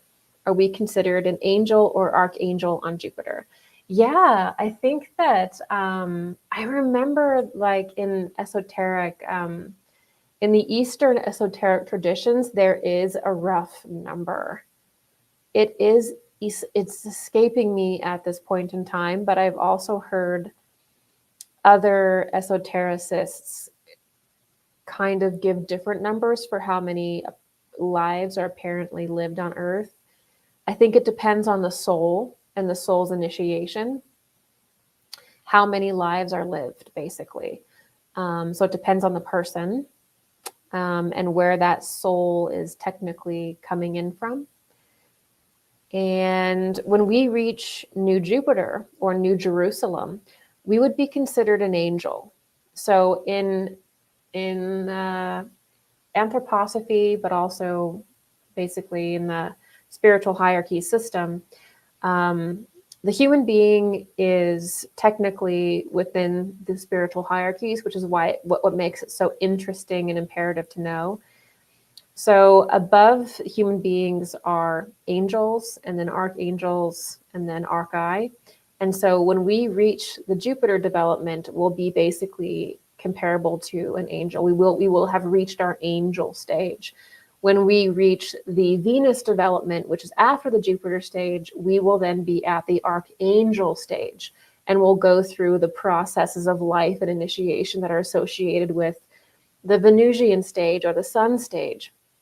And then after that, we will go into the Vulcan stage of existence, what is called the Vulcan stage in occult science, which is to be an archai. In Gnosticism, that would be an aeon, or it would be called an Anthroposophy, sometimes a time spirit, I believe, or a spirit of personality. So different names for different these different angels, depending on how you enter into the topic. But we will be technically, it's kind of like once we can establish some kind of glorified etheric body and pour ourselves into that, rise into New Jerusalem or New Jupiter or the 5D Earth, which is, the 5D Earth is like supposed to be New Jerusalem or New Jupiter. And at that point, humanity will be an angel, and what we will have achieved, or the new thing that we will have produced for the spiritual hierarchies, is freedom and love. So we're the angels of freedom and love. That's what we are producing through our earthly development. Yeah, that's really actually interesting to think about. Okay, this next question is from Jesse. How many human Earth lives do we experience? Oh, I just did that one. Brian Lawrence. Did I miss one? No. Brian Lawrence. In your last video, you talked about Venus inside the Earth as well as the two suns. I want to make sure I'm understanding the concept correctly. Are these metaphors similar to transmuting lead into gold? It sounded similar to the chakra system. Yes. So my lecture about the sun inside the Earth and Venus inside the Earth is really discussing the alchemical relationship between our Earth and heaven and the astral plane or the higher planes. And so Earth has its own systems, and then there are the systems that are operating outside of the Earth, and how those systems pour into the Earth. So the experience of the archangels coming to the Earth, what is that experience like?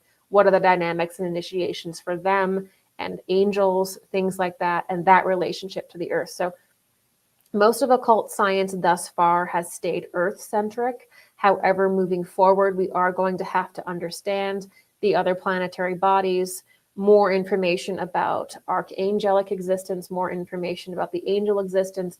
As I've mentioned before, the human mind is already trying to reach into this and getting confused with aliens and technology and things like this, because we're already trying to naturally understand the spiritual hierarchies and what their experience is like.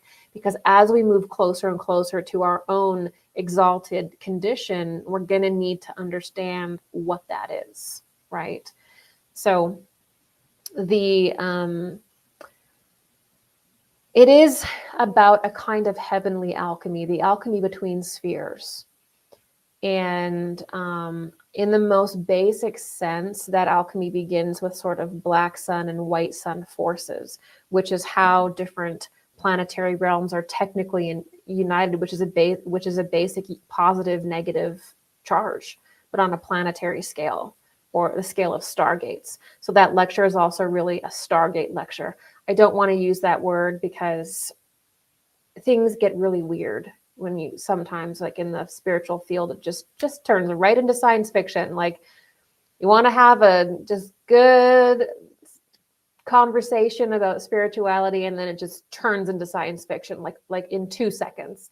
So I'm trying not to use those buzzwords, because then it's questions about Anunnaki and the spaceships and the this and that, and this and machinery and the aliens, and that's something that I'm trying to avoid. So that's why I didn't use the word Stargate, but that would be another more science fiction-y word for what's at the center of the Earth and what is at the center of, or what is at the astral center of different planetary spheres. The way in which different spheres overlap each other at certain times is an alchemical process. Okay, it's a heavenly alchemical process in which certain spiritual beings are infused into certain planetary spheres at certain times, both good and bad, to create an evolutionary impulse. So it is a kind of alchemy. It's the alchemy of heaven and earth. Okay. All right. This one is from Jet Zepeda, or Jet Zepeda. What exactly are the Atlantean beings that live in the shallow cavern systems? Why do they live there? What do they want or wait? How can we protect ourselves in order not to run into them? Okay, this is a great question because I've made sure that anytime I talk about the inner earth, like the inner realms of the earth, I always try to delineate between the idea of the shallow cavern systems that are part of the material earth that certain people in the last couple of decades have been basically calling inner earth. So the idea of like Agartha or certain spiritual planes that were depicted as being within the earth or reaching them from kind of going into the underworld. These are spiritual locations. It's not a physical location. You know, you can't get into the star within the earth through boring into the earth. All right. So it's very important in our time of materialism and literalism to make sure that we don't think that like the quote inner earth is a cavern system, okay, or that they're even close. So at the end of Atlantis, at the end of it was a time of intense tribal warfare, tribal fighting, because Atlantis was actually a very tribal culture, because it was really the last epoch where blood memory ruled. And it was all about breeding. It was all about your tribe. And it was extremely tribal to a fault. And all of the obsession with breeding, eugenics, race, tribalism is a negative carryover from Atlantis. So there was incredible battling by the end of the Atlantean epoch, and different factions emerged. And Edgar Cayce describes this in his accounts of Atlantis. You know, Blavatsky has described it. Many different theosophical authors have written about Atlantis and made great efforts, sometimes, you know, to humiliate themselves, trying to keep it at the forefront of human consciousness, because that was the last epoch we were in. If we don't understand it, we're absolutely going to recapitulate it in a negative way. So, there were, Edgar Cayce calls the dark faction, so this would be like the Antichrist force or the Antichrist impulse, which is also associated for me with that Samael Mars force that comes before the Atlantis continent fully rose. That Belial Mars force, which is also an harmonic force, that force forms a kind of culture that was hyper-technological, Luciferic, kind of the worst you could imagine of those energies. And they end up retreating into the earth. And they kind of hide out there in these cavern systems with advanced technology, or at least the ability and the secrets to develop the technology as the earth and world changes. They kind of hold these certain secrets of the Belial impulse, of the Belial line. And part of that faction goes in the earth. Now, there's different reasons why they go down into this cavern system. The first reason is because the sun itself changes over time. So after the Atlantean, so during the Atlantean existence, the Atlantean epoch, as we would say, the earth was different when it came to the elements. So there was less water on the earth, and the earth was actually in mists. So when you hear about the Nordic legends of like Niflheim and the idea of the world of mists, that's actually talking about Atlantis. It wasn't until the end of the Atlantean epoch in which the mist settles into water, air becomes technically lighter, and we have more water on the earth, which leads to flooding, part of the reason why it was flooding. And you get all these people that begin separating. Okay, so that's kind of like, it was a different earthly condition, if you will. Now, we don't notice that in every life that we have, because by the time we incarnate into a form that's proper for the environment we're surrounded in. It's right for the sun. It's right for the air. We're incarnating into basically a human form directly. These are demonic entities who were basically, many of them demonically produced in Atlantis, if you will, through transhumanism, through genetic engineering, the same thing we're facing now. That impulse never went away. I know it sounds absolutely bizarre, but it never went away. Part of it hid out in a cavern system in the earth. And these beings like to, I think, portray themselves as aliens, right? And introduce a new cosmology. A lot of the stuff that people see that they think are like spaceships and weird things, they're from Atlantis. The whole thing is from Atlantis. You know, there's no need to go to the extraterrestrial hypothesis first. You know, first we need to evaluate Atlantis. I'm not saying that we can't get into the most incredible conversations about beings from other worlds. I'm here for that, right? I'm just saying we begin with Atlantis. That was our prior age, which was a technological age that had things like genetic engineering. It had advanced technology. Let's begin there. So those people, those Atlanteans, we are those Atlanteans, first of all, but there were different factions. So there's the peoples that were returning to the surface and began to live in the sun, and they could live in the air, and they were, you know, properly evolving. But there were also beings and people that were what you could say were like abominations or were evil, that have chosen to operate below the surface to exert a kind of control, first of all. But then there's also sort of weird creatures and things like that that I think are the result of transhumanism experiments and things like that. So it's a completely wild story, but when you take a look clairvoyantly at what the Earth could be in 500-600 years with transhumanism and genetic modification, you're going to get something that looks like a gray. You're going to get something that looks inhuman, period. Right? Add 1,000 years to that, that's what you're going to get. We're repeating Atlantis. Okay? You cannot mess around with the form and have it look great. It's going to degenerate. So we're repeating something.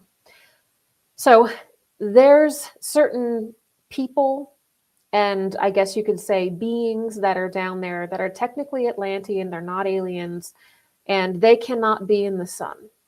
Okay, the sun has gotten stronger and stronger and stronger since the Atlantean age. It has become more intense. The sun was less intense in Atlantis, and we had a mist that diffused the sun. So there are beings that literally cannot be in the sun. And that's why they now have to operate in that system, but they would like you to think that they are gods. They would like you to think that this technology that they have developed and given to the darkest aspects of the deep state to bring about a technological evolution, they would like you to think that they are gods. They would like you to think that they are aliens. They would like you to believe the extraterrestrial hypothesis. They would like you to think about UFOs as being, you know, extraterrestrial, because then you don't have to talk about Atlantis and our real history and what these things really are. So it's actually more far out to think that this is all alien than it is to just understand Atlantis, right? So that's the funny thing, is that we, you know, that's the comedy in it. So that's why they live there. It has to do with the sun. That's also why you get these people who want to hide from the sun, whether it be like, we have to go to Mars in order to avoid the solar flare that's going to cause the judgment or resurrection. we have to go to Mars in order to get ahead of the life wave and avoid that, or whether, the other kind of, I'm going to block the sun with my, putting particles in the air. There's beings that literally cannot be in the sun, and they certainly don't want to be on the planet when the sun begins to emit its forces later on, thousands of years from now.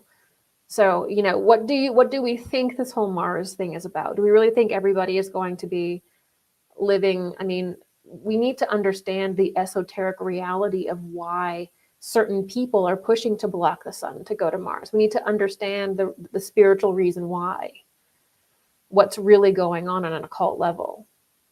We can't be children anymore. We have to actively participate in what is going on. So how do we protect ourselves in order not to run into them? Well, you have to understand the truth. The best protection in any situation is to have the right truth. Belial means liar. The devil, Satan, means to lie. So what ends up happening is that mass propaganda campaigns come to pass to create these movements of lies. It has like a small kernel of truth, like it'll include Venus, or it'll include the idea of Christ, or it'll include the idea of the Buddha, or some archetypal rhythm that we recognize deep within our body, but it'll be a total lie.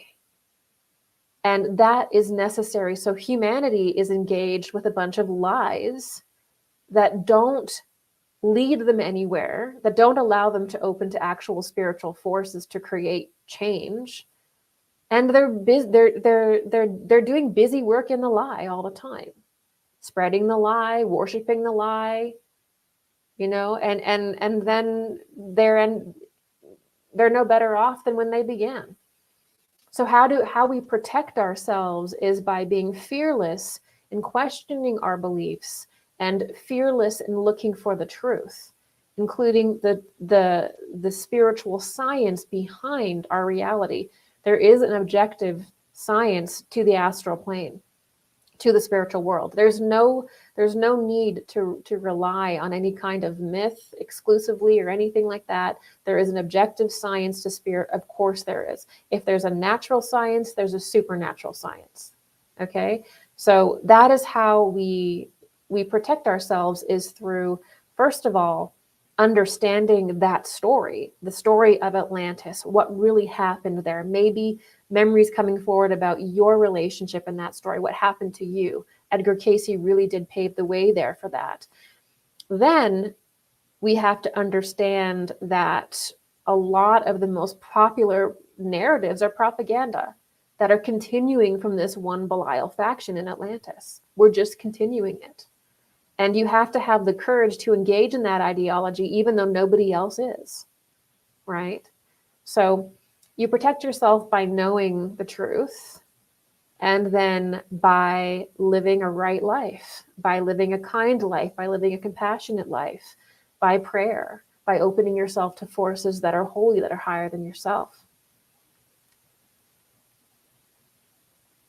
Okay, Patrick, in an older lecture, you mentioned how evil beings become a black spot on the sun. I was wondering if you could explain how that works and the significance of black spots on the sun. Great question. So this is actually a piece from Anthroposophy, and how it goes is that so we were talking earlier about how does a planet form? How does a human being form? What is the cosmology or the cosmogenesis? What is the anthropogenesis? What is that science? And part of that science is also understanding good and evil, which is represented in the number 5. So in the very beginning, we have something that's called the Saturn development, which is the very, very beginning of Earth's existence. It's basically like a condition of warmth. And at that point, even then, there's sort of like this little back and forth kind of between polarity or good and evil.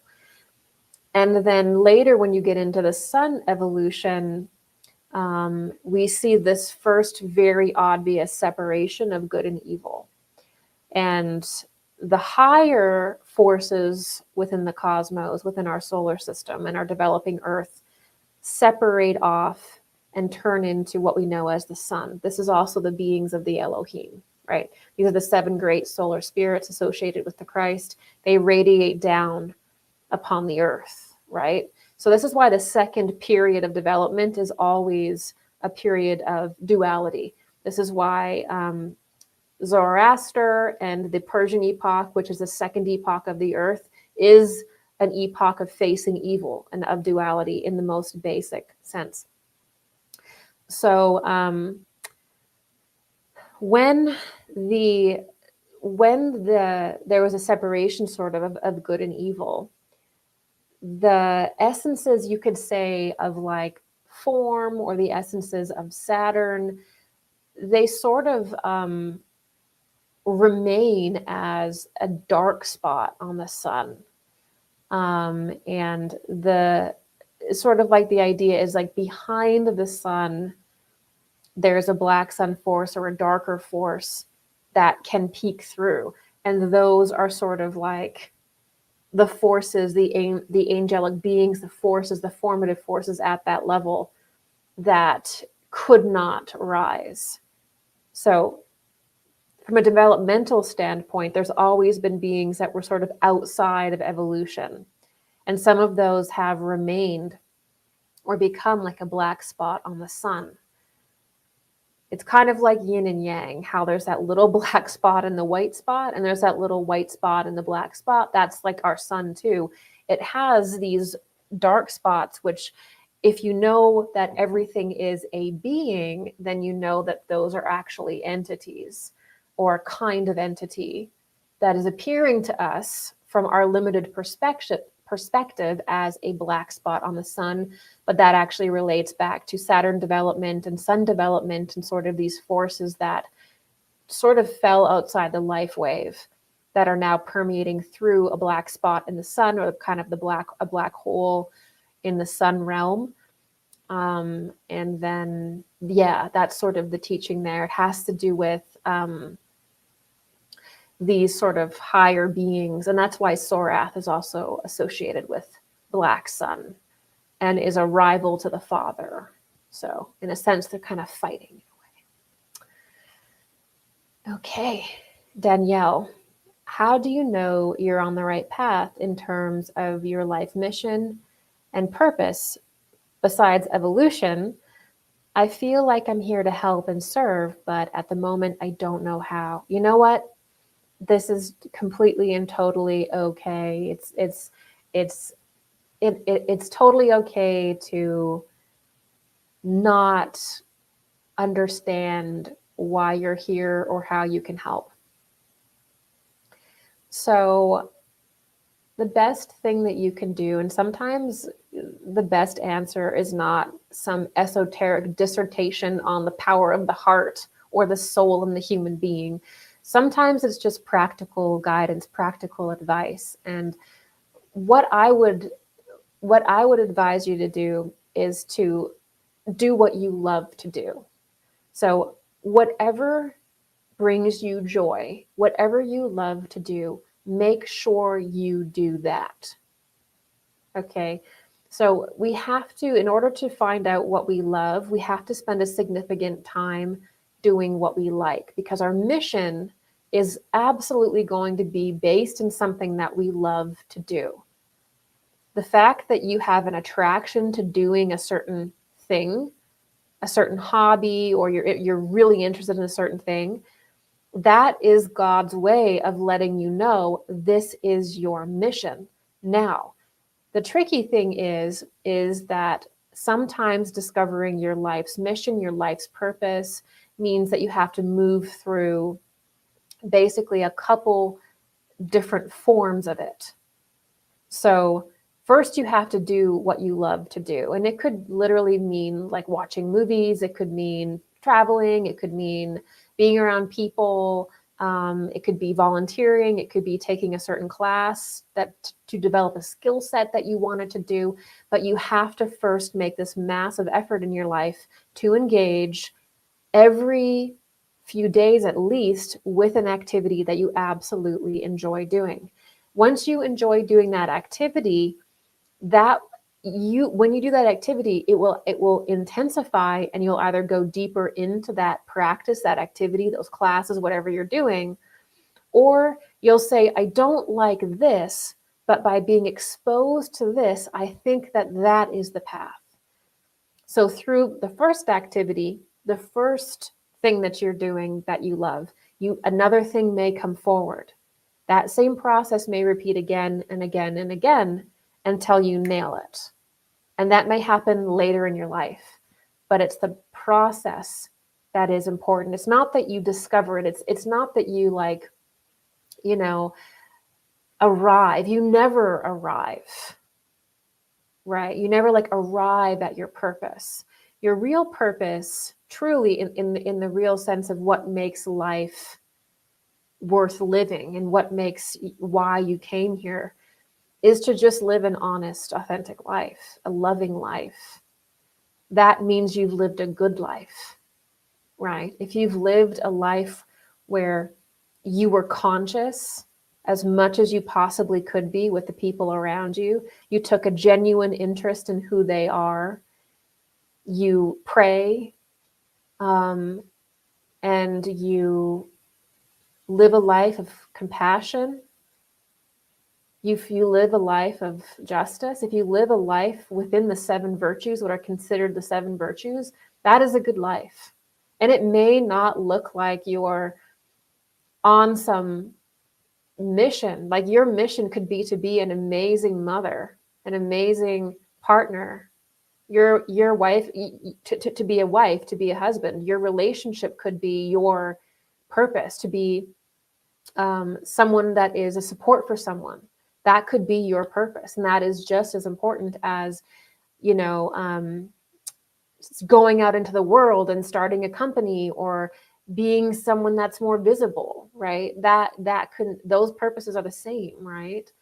So it's also important to know that you could have a quiet purpose that involves a different kind of service. So, but you can only know that if you pursue what you love and you have the bravery to continue doing it when you get bored, when it gets hard, because also what you love to do will challenge you.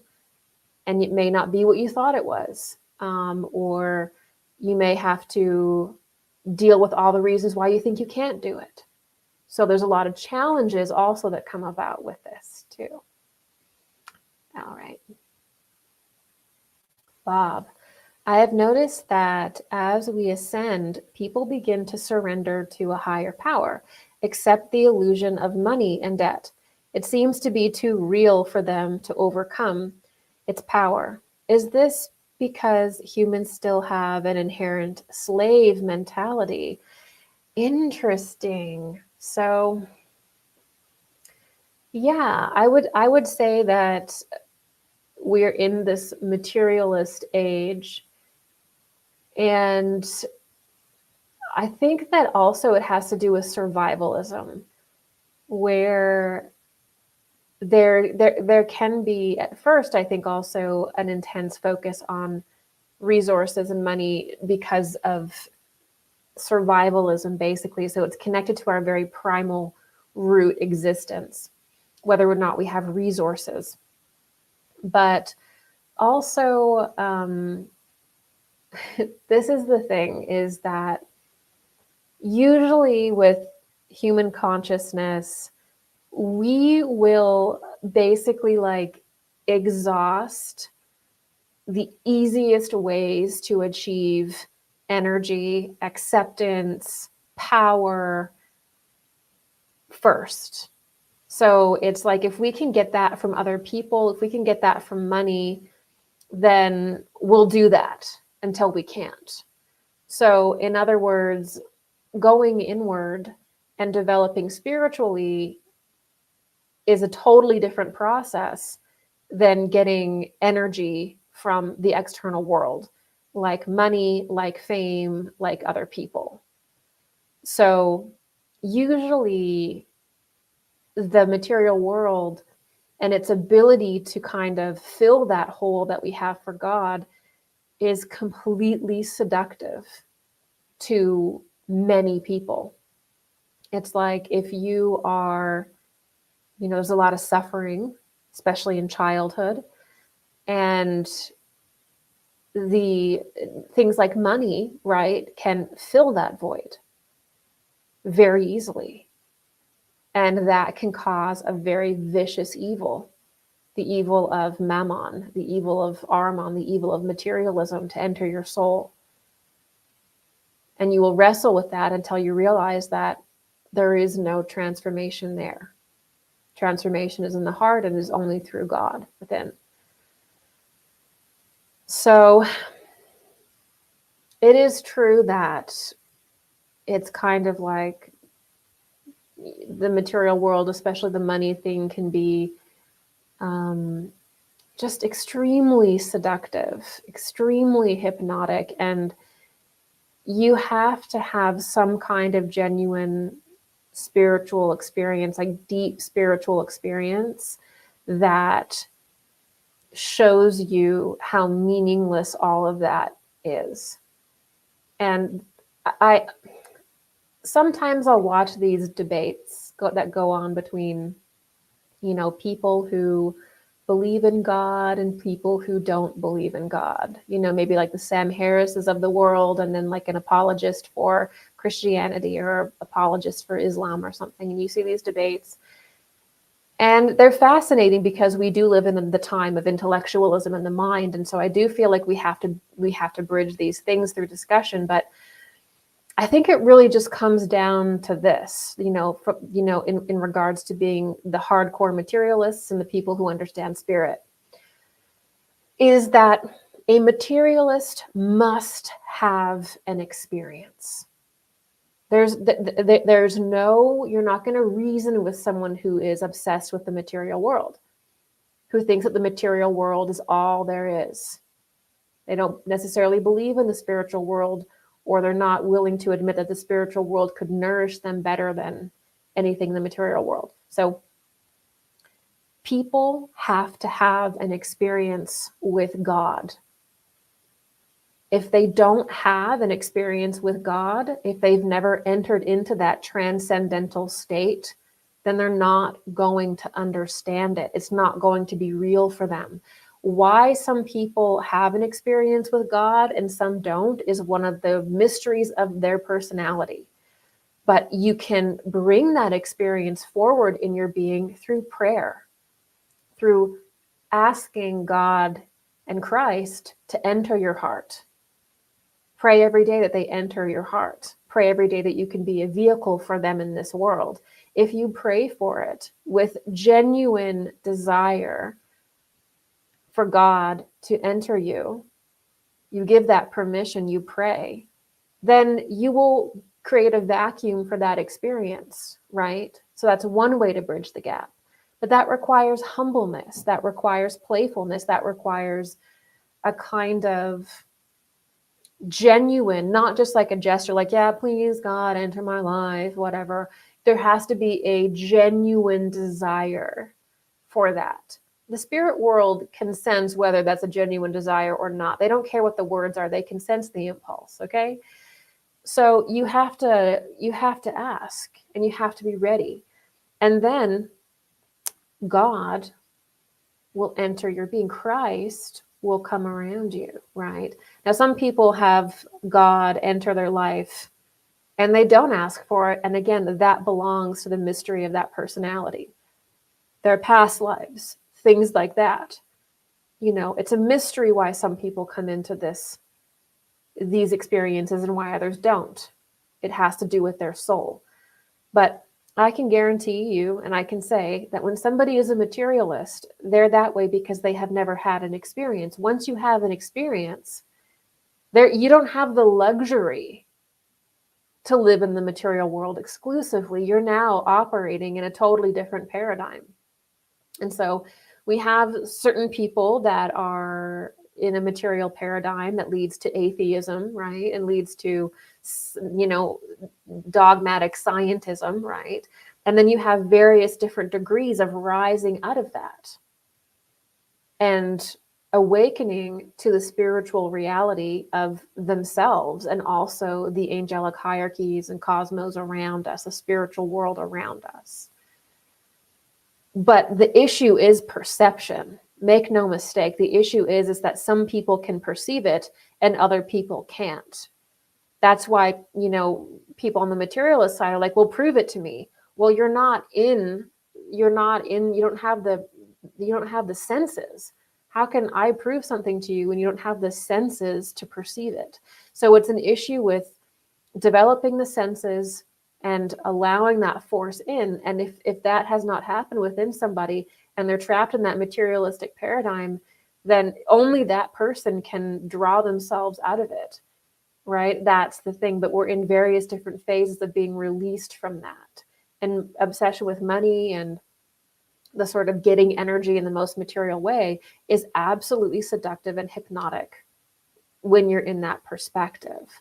When you start operating from the spiritual life, that kind of stuff, like, it doesn't mean anything. If you have it, you'll use it in the best way possible. But there isn't that like this obsession with it. It's a totally different. Your body is running at a different state when you begin to see that the material world is not going to be what sustains your soul, right? So there's a different process that we need for that, which is the love of God within us, and then the love of each other as an explanation point with that.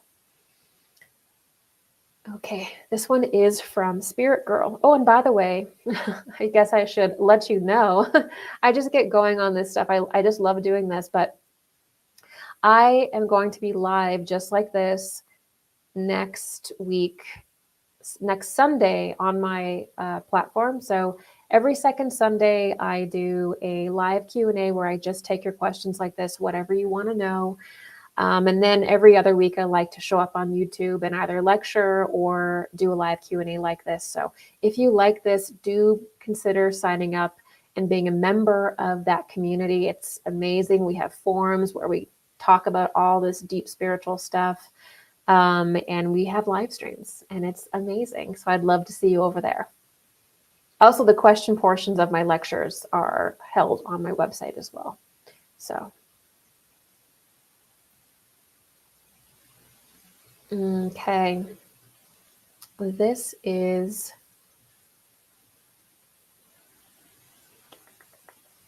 Okay, this one is from Spirit Girl.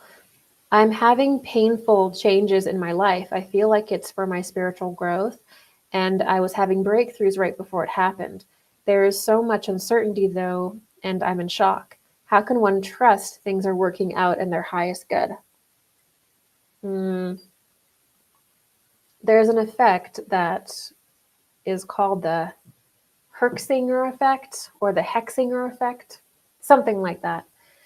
And basically, it is the phenomenon where it kind of sucks, but sometimes when you go through this powerful phase of realization and you feel like everything's coming together and you finally have all these answers to these different questions, you feel like you're laying a new foundation, it can be followed by a period of melancholy, of depression, and anxiety. The secret is that it's actually really a more Zen Buddhist technique, but it is very relevant, which is that you don't ever want to get too high or really too low. So in your life, you always want to be in a kind of like a rolling peace, an observational state of peace and kind of quiet joy or quiet radiance. I would say not necessarily joy, but quiet radiance and rolling peace. This is kind of what you want to eventually be able to be in, which means that when something good happens in your life and there's movement forward, or what you would normally consider to be a goal is reached, you are unmoved and you carry out all the tasks that you need to carry out, and you are in a state of peace and radiance. If something in your life happens and you are at a loss, something that you would, a goal doesn't work out, or you feel like something negative is happening, you are in a state of peace and radiance. So this is, the Buddhist perspective, the Eastern perspective, that is one of the greatest gifts that the Eastern traditions have given us, is this homeostasis that we have to create ourselves within our own emotional and mental bodies. Is we have to create that. Otherwise, we will get too high and then we will get too low, and we'll be going back and forth. So remember that we want to, no matter what confronts us, we want that kind of lucidity, to observe what's going on. And we do that through trying to keep some layer of peaceful radiance within ourself. So I hope that answers it. Let me just make sure.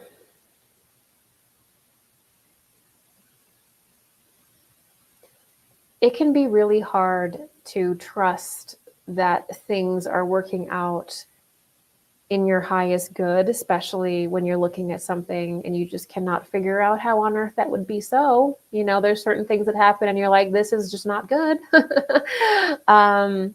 But sometimes we do have to endure certain pressures. We have to endure certain challenges and know that they cannot destroy us. That sense of indestructibleness is very important that we learn. And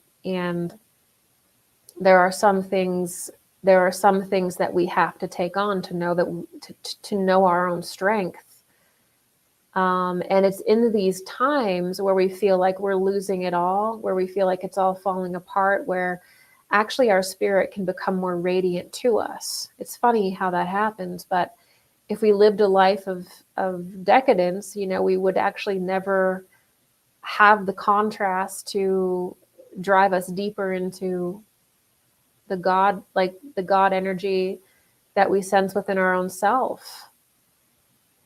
So a lot of this happens in order to actually make us stronger. It's hard to hear that, but that's the occult, like the spiritual reason.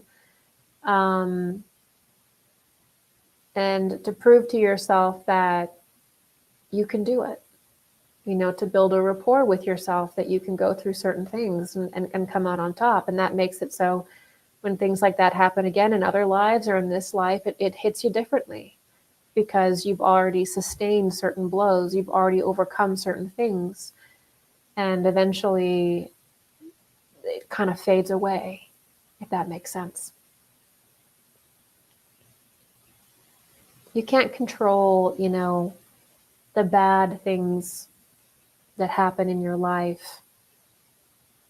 You can only control your reaction to them, which means you want to be as present as possible and not operate from reactivity, but operate from genuine presence and operate from your heart. And that is how really any situation can be fertilizer for you. If you're the thing that you don't want to have happen in any kind of dark situation, any kind of tragedy, loss, is you don't want to flip into reactivity and just be a pile of reactions, and because your reactions, your reactivity is your pain. You're just expressing your pain. You don't want that.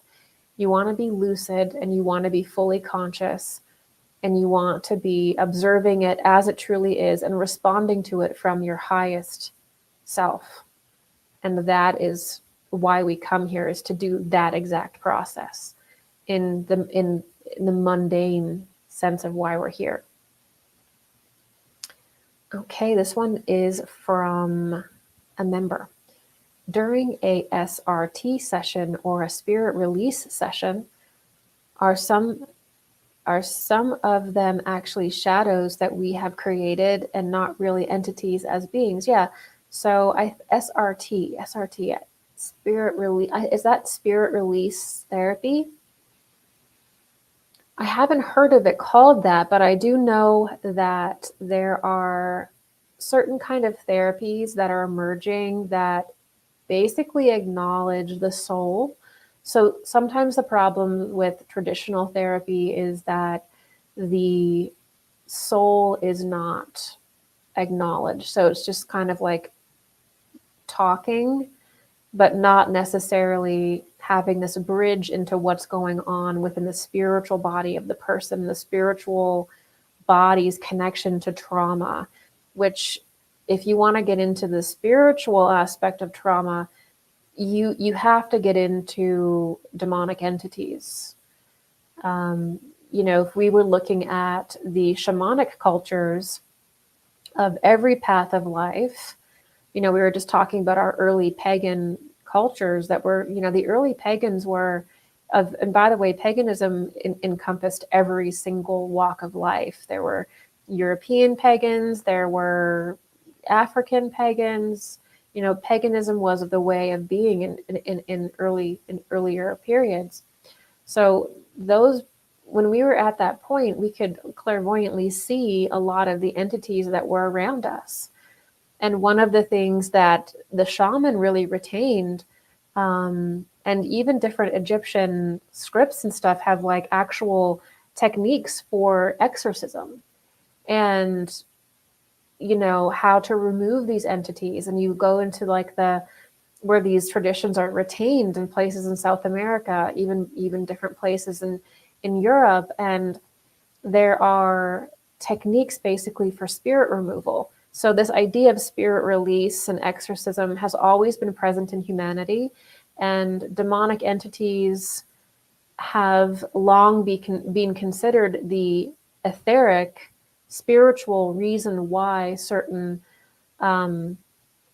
instabilities can come around, like a lot of depression, anxiety, intrusive thoughts. Spiritually is actually because of certain lower forces that can manifest around you for many different reasons. So I'm assuming that I've never participated in a spiritual release session, but I'm just speaking historically that this has been part of therapy. It's been part of human treatment, has been looking at the spiritual body to see if the etheric body is damaged, to see if there are attachments, and where it comes into like, is this my spirit, or like as in the sense of like a Jungian unconsciousness? Is this like an unconscious archetype of myself, or is this a real entity? It's both. And so when somebody gets a demonic attachment, that demonic attachment is going to be specifically attaching to that person's shadow self. And that demonic entity is going to be a representation, an animation, a caricature of that pain that you're carrying. So that's kind of how the demonic attachment works, is it can only attach to you if you have a trauma, right? And it attaches to you and becomes a caricature of that trauma. So Jung is correct in the idea of the collective unconsciousness and the archetypal mind. That is true on the mental level. On the spiritual level, that translates to actual spiritual entities who are always trying to work through humanity. So angels are always looking to connect with you and work through you, and so are demonic entities. That's why spirituality is important. So ultimately, when you have some kind of healing session around this, to me, it's very similar to the shamanic practices that you would see, and it is, there is such a thing as exorcism. I will say that there is such a thing as exorcisms. It is real. There is such a thing as possession. And it's more common than people think. And there are big versions of it, small versions of it. And, you know, in the smaller sense, that also means that you're also naturally cleansing yourself of attachment. So the more that you work to heal yourself, you know, you're going within, you're healing your inner child, all that very valid work that releases and casts out these entities naturally. You don't have to go to some kind of, you know, session or something for, you're doing it all the time when you heal yourself. Though if you want help, I'm not sure exactly if this is like a thing or not. I haven't really heard of it, or I don't know if there's training, or I don't know the degree of this, but yes, you are releasing entities when you're healing yourself, you're casting them out. And there are individuals that can help you understand this process, because there's people who are healers and things like that. It's only in our modern times, right, that we haven't operated. It's only like in the last couple 100 years that we like started to not think that possession existed. Most of humanity's existence was understanding the influence of positive and negative spirits on our consciousness and training ourselves through initiation to unite with the spiritual hierarchies properly as part of them. It's only like in this scientific age that we're like, we don't need that. And what do we get? We get literally such a demonic society. I'm sorry to say, but there's so much weird darkness going on because we don't understand possession. We don't understand the difference between dark and light entities. Because, like, you know, in our culture, we don't think they exist. Well, that's great for dark entities. That's awesome for them because you have no defense system because you don't think that they exist. Like, that's where scientism is so spiritually dangerous. Okay. Andrew, back to basics. Any advice for psychics and clairvoyants for not letting ego get the best of them? In my experience, being connected to a lower astral being made me feel seen, which became addictive. I don't wish this path for others. I completely understand. I feel like this is, you know what, Andrew? I feel like this is sort of an initiation for all clairvoyants, all psychics, because sometimes the more you talk to people, the more you hear stories, the more you read about the process of spiritual connection and psychic connection, the more it becomes obvious that there is such a plane as the lower astral plane, which is the plane of lies. For that's where they're all located. It's kind of like the junk bin of beings that are trapped. They can't go beyond a certain level of the astral world. We'd call this kind of like the eighth sphere too. And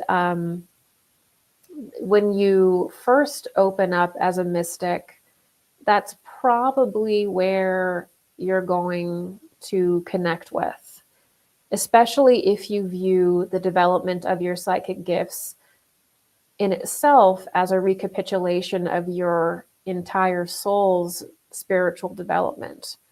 And I think part of the mystic's development requires them to interact with the lower astral plane. I think be taken with it for a while to some degree, and then to realize that it's wrong. Because the only way to be able to discern the lower astral forces is to be in it. Believe some of it, maybe not all of it, and interact with it and vibe with it, and then eventually reject it. It's kind of like what all human experience is often like. So I wouldn't be, super hard on yourself for having fallen into that, because I do think it's part of an initiation. And some of the best mystics I know have had that experience, and they're so sharp. Like they can pick out a lower astral thing faster than anyone because they were in it. So letting go of ego. Well, so I think in my lecture on Inner Sun, on when I did member questions, we ended up talking about renunciation after. And renunciation is the most powerful thing that you can do if you want to be a mystic. So the bigger ego you have, the more important that you think you are, the more you want to talk about mystical topics because you want likes or you want money or you want fame, the worse psychic you're going to be. And eventually your abilities will destroy you. It's just a matter of time. That is egocentric psychism, which is just lower astral stuff. You're not going to have any higher beings that are going to want to work through someone with that kind of orientation. They're only going to be, the bigger your ego, the more of a channel you're going to be for lower planes, because that's how they operate.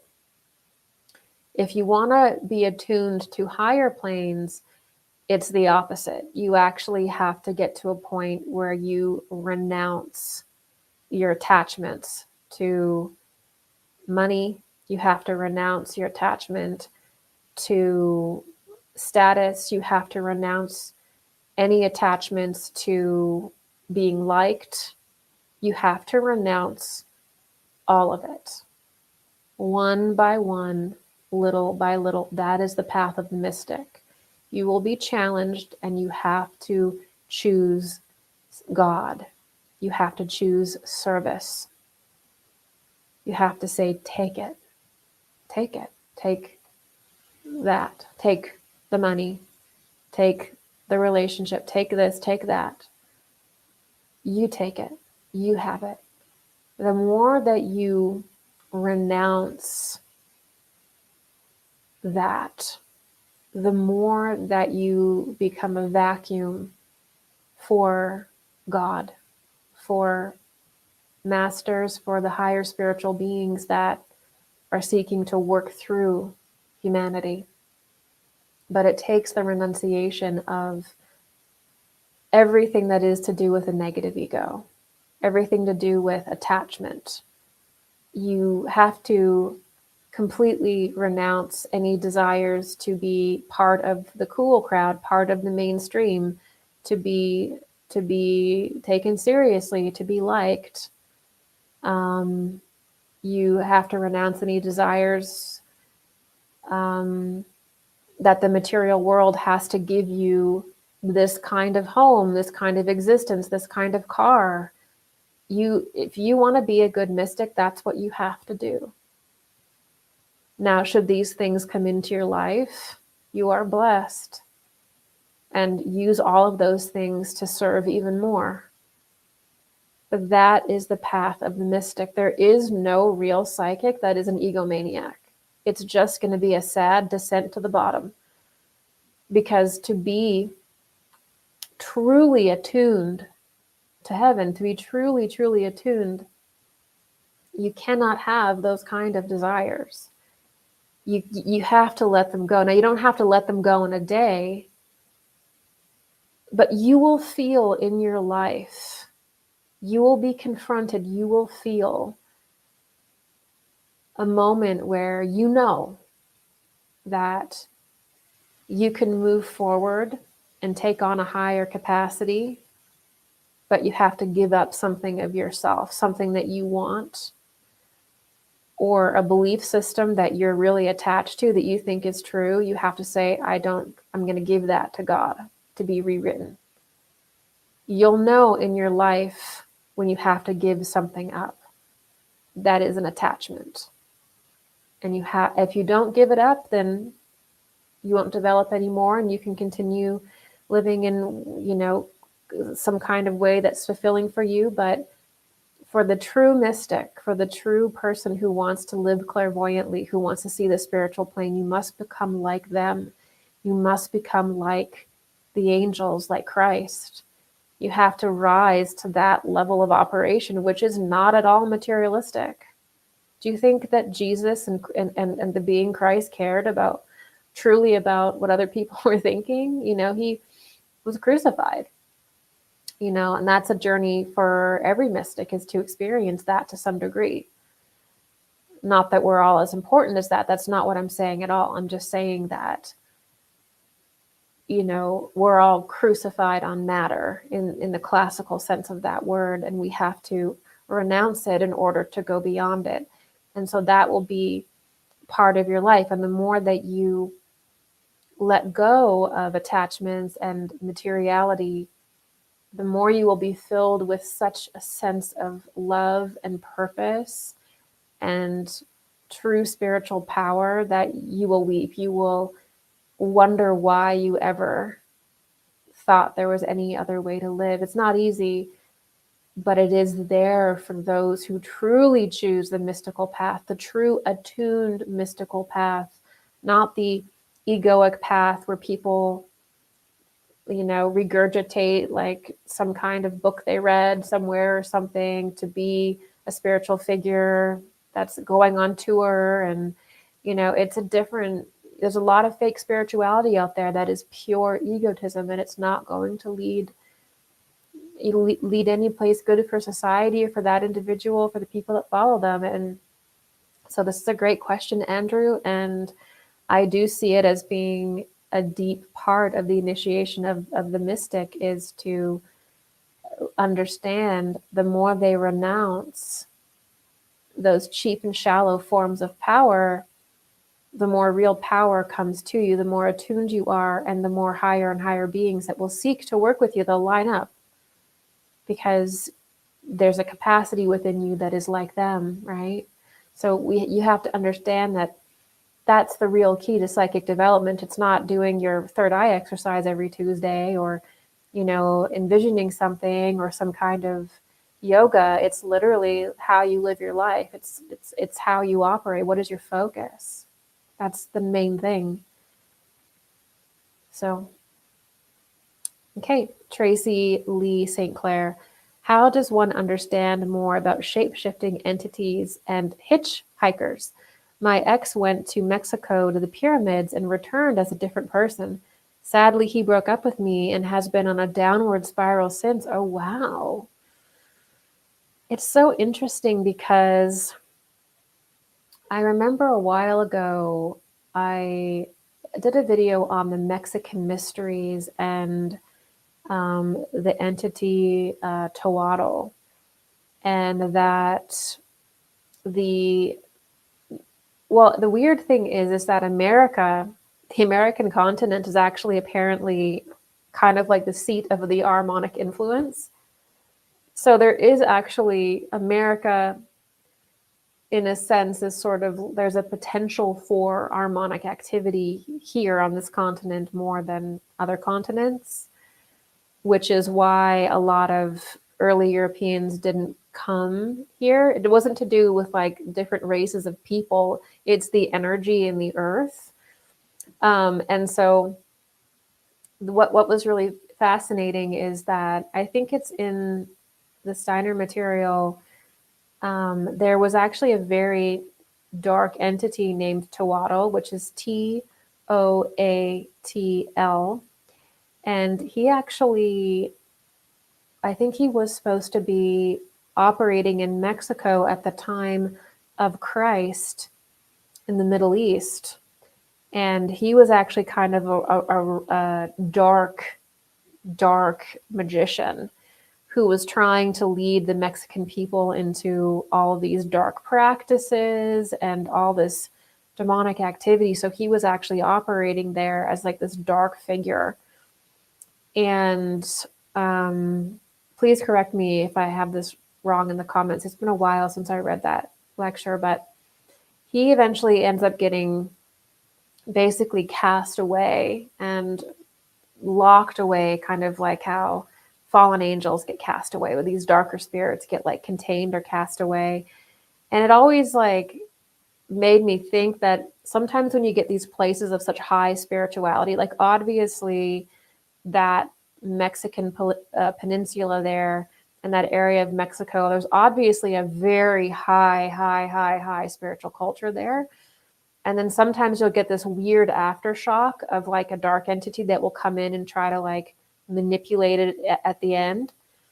And I've always wondered if there could be some kind of residue of that there as well.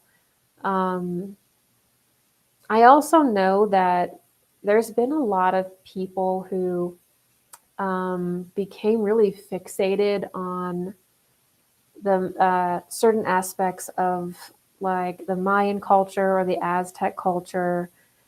And I know that they would start to go there and try to do different ceremonies, like in the cenotes or at the different temples. And there were people that were kind of doing satanic things at these different locations, which doesn't have anything to do with like the Mayan people or the Mexican people, but like actually people going to those sites and being like, oh, well, there's pyramids here, or oh, there's this holy site here, let's use it. And so the problem with some of these areas that were spiritual hubs is that they can also attract people doing dark magic, trying to use the portal for negative rather than positive, like the Toatl thing.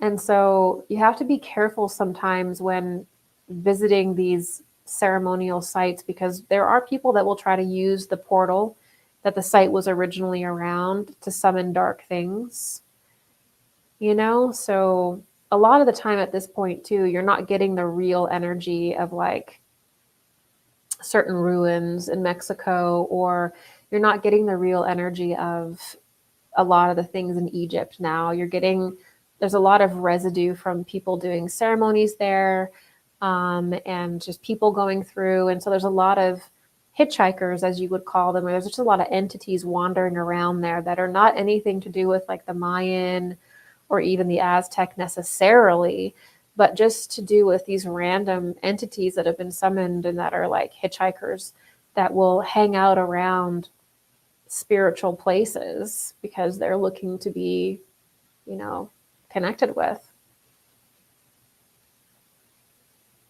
Okay, this is a member question.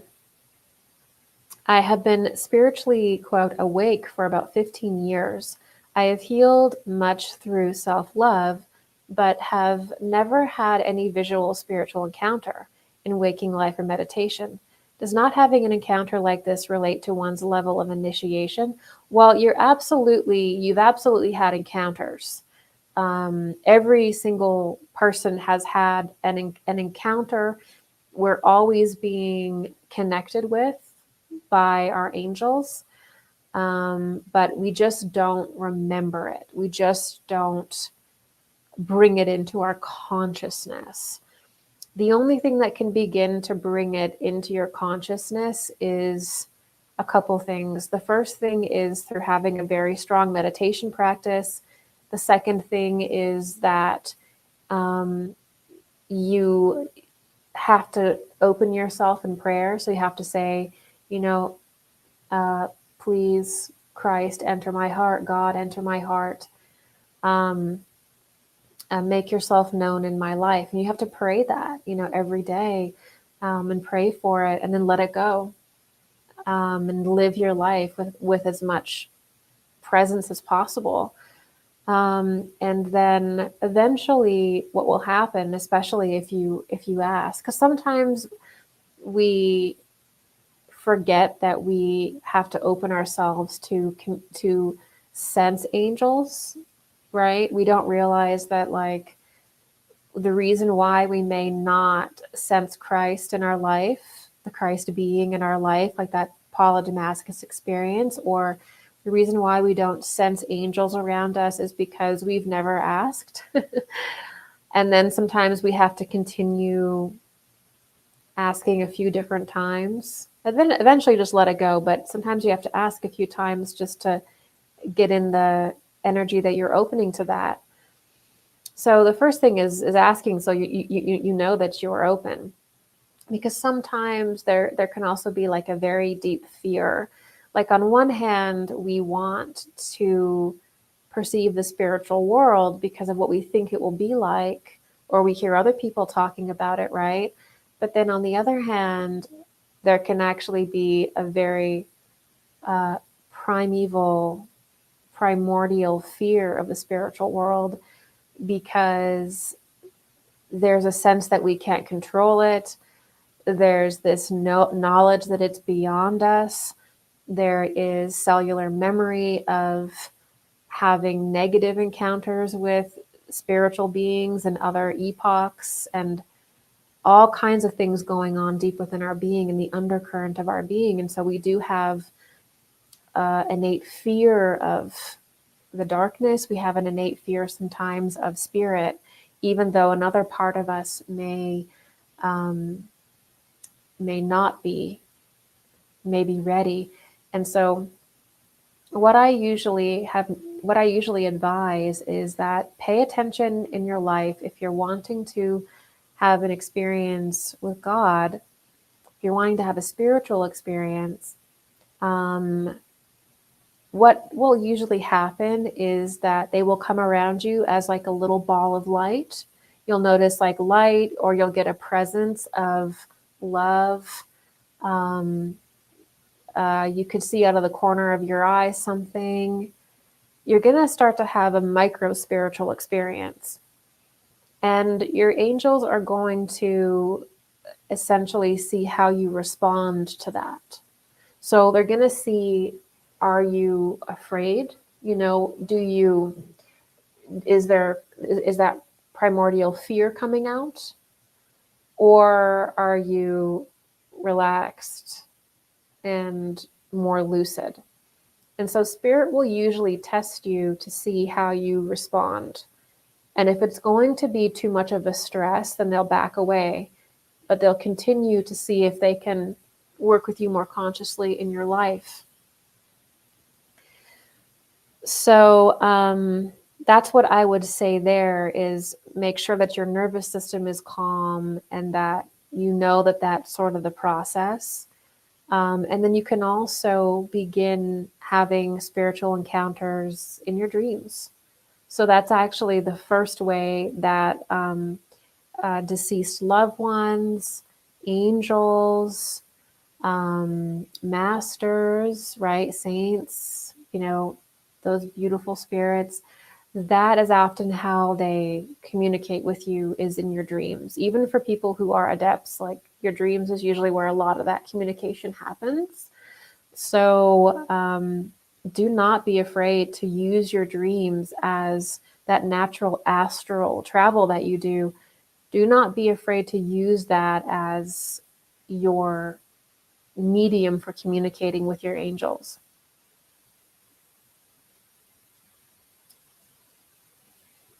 Okay.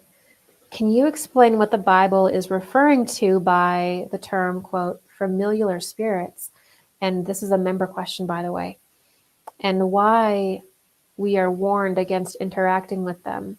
What should we do when visited by those who appear to be deceased relatives? Okay, this is a good question. I believe that this passage is referring to the process of discernment. And discernment is something that every individual has to learn.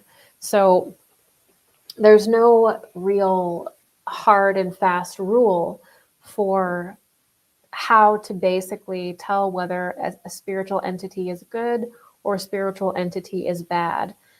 Because, as we've talked about many times on this channel, there have been people who have been in meditation and they feel like they're connecting with Jesus because an entity appears to them and says, I am Jesus, and then starts basically lying to them and deceiving them.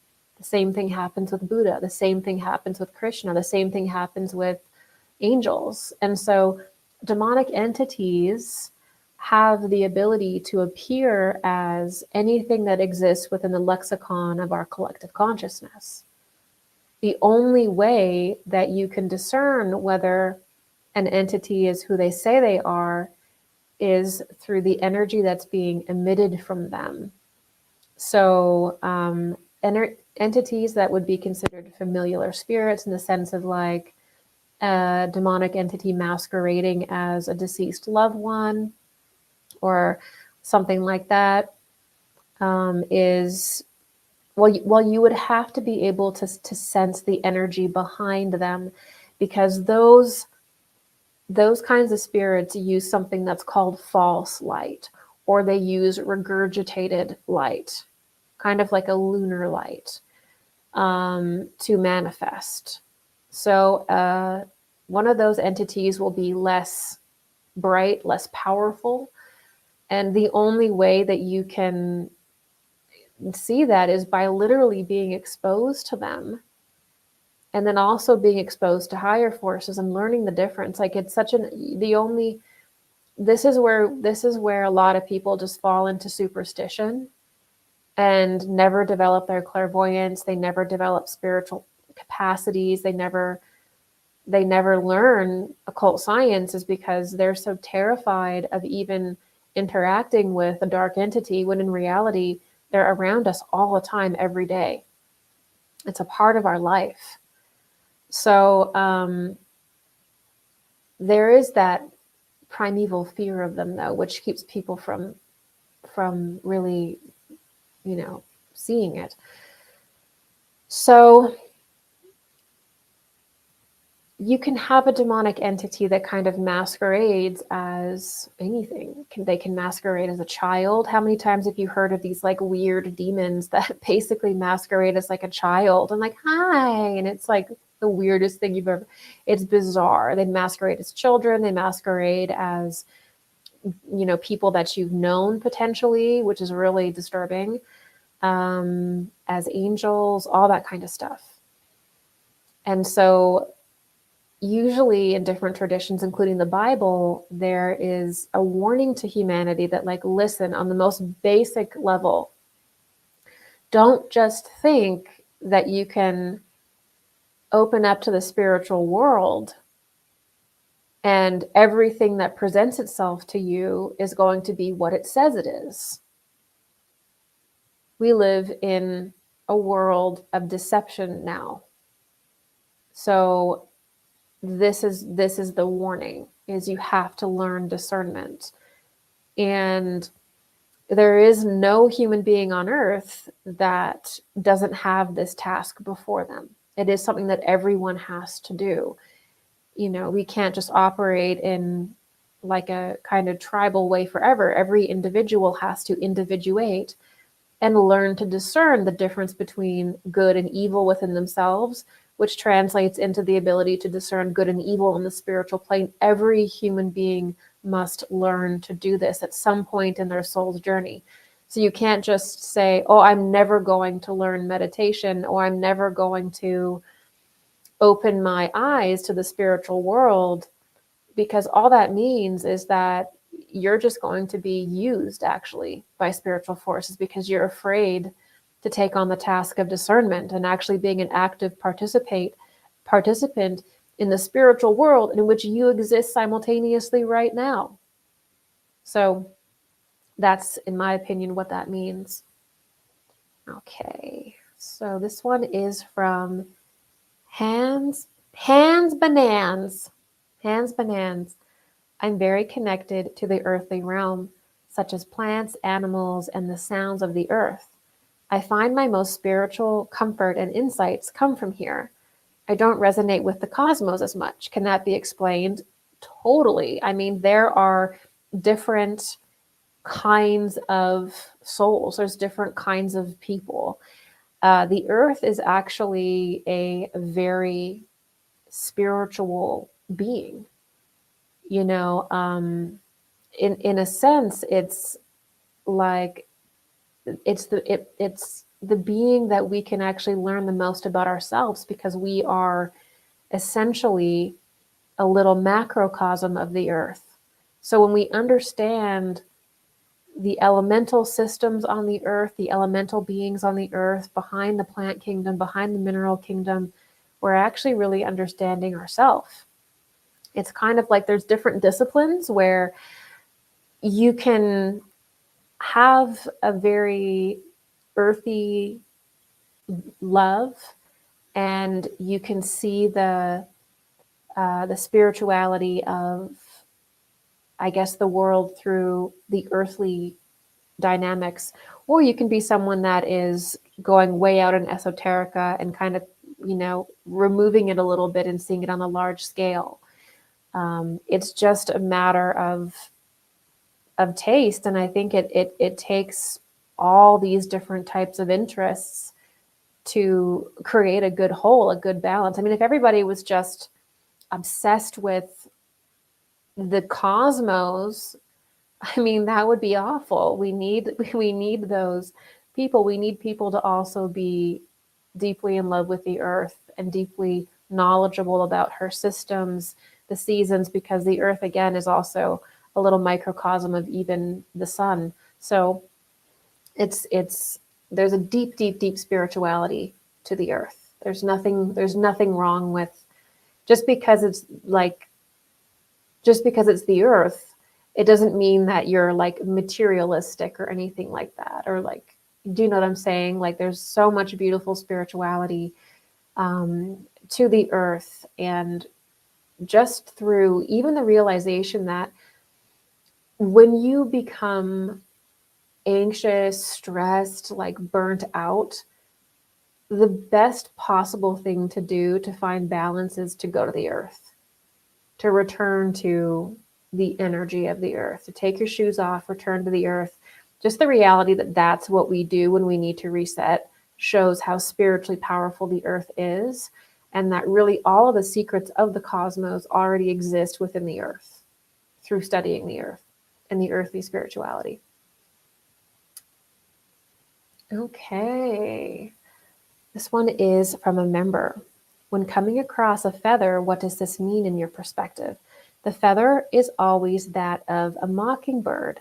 Could this be a team of guides, or perhaps one specific close relative in the invisible world? Very curious and love your work. Yeah. So actually, feathers have always been a kind of symbol of angels, of the spiritual world. The etheric body was often symbolized as the cowbird or the bird. Angels, which are sort of the spiritual messengers, are also shown as being feathers, as being having feathered or being feathered. So the feather has always been this kind of an idea that the spiritual plane was looking over you or talking to you. And also birds are like that too. A lot of people will experience birds appearing in their windows, or birds calling at a certain time when it is, a deceased relative, letting them know like, hey, I'm around, I'm here. It could be a message from an angel, but they usually will use birds and feathers because that has always been associated with the spiritual world. Now, the bird is probably going to be more connected to you personally, but absolutely feathers has always been a symbol of the spiritual world. Even in the Egyptian sort of visuals, they use the feather a lot in their imagery. So yeah, it's always been a very angelic symbol.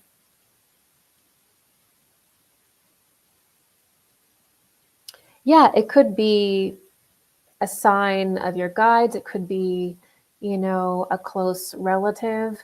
You'd have to receive the sign, right? Receive the feather, but then you have to go into a meditation and say, who is this, and understand why the feather is appearing for you. So the first thing is that you receive the sign, and that lets you know that the spiritual world is around you. And it may not even be a feather, it may be a coin. I guess not coins anymore, because everybody everybody is using like their cards now. But there's other things too. There's other things that people will find. And you receive the sign, and then if you're not sure, because usually when you receive a sign as well, there's an instant knowing of who it's from. So pay attention when you receive a sign. Pay attention to the first person that pops into your mind, or the first thing that pops into your mind, because that is probably that package, part of the package that's come with the sign. If you don't know, like you're truly confused, then ask that you be shown who this is from.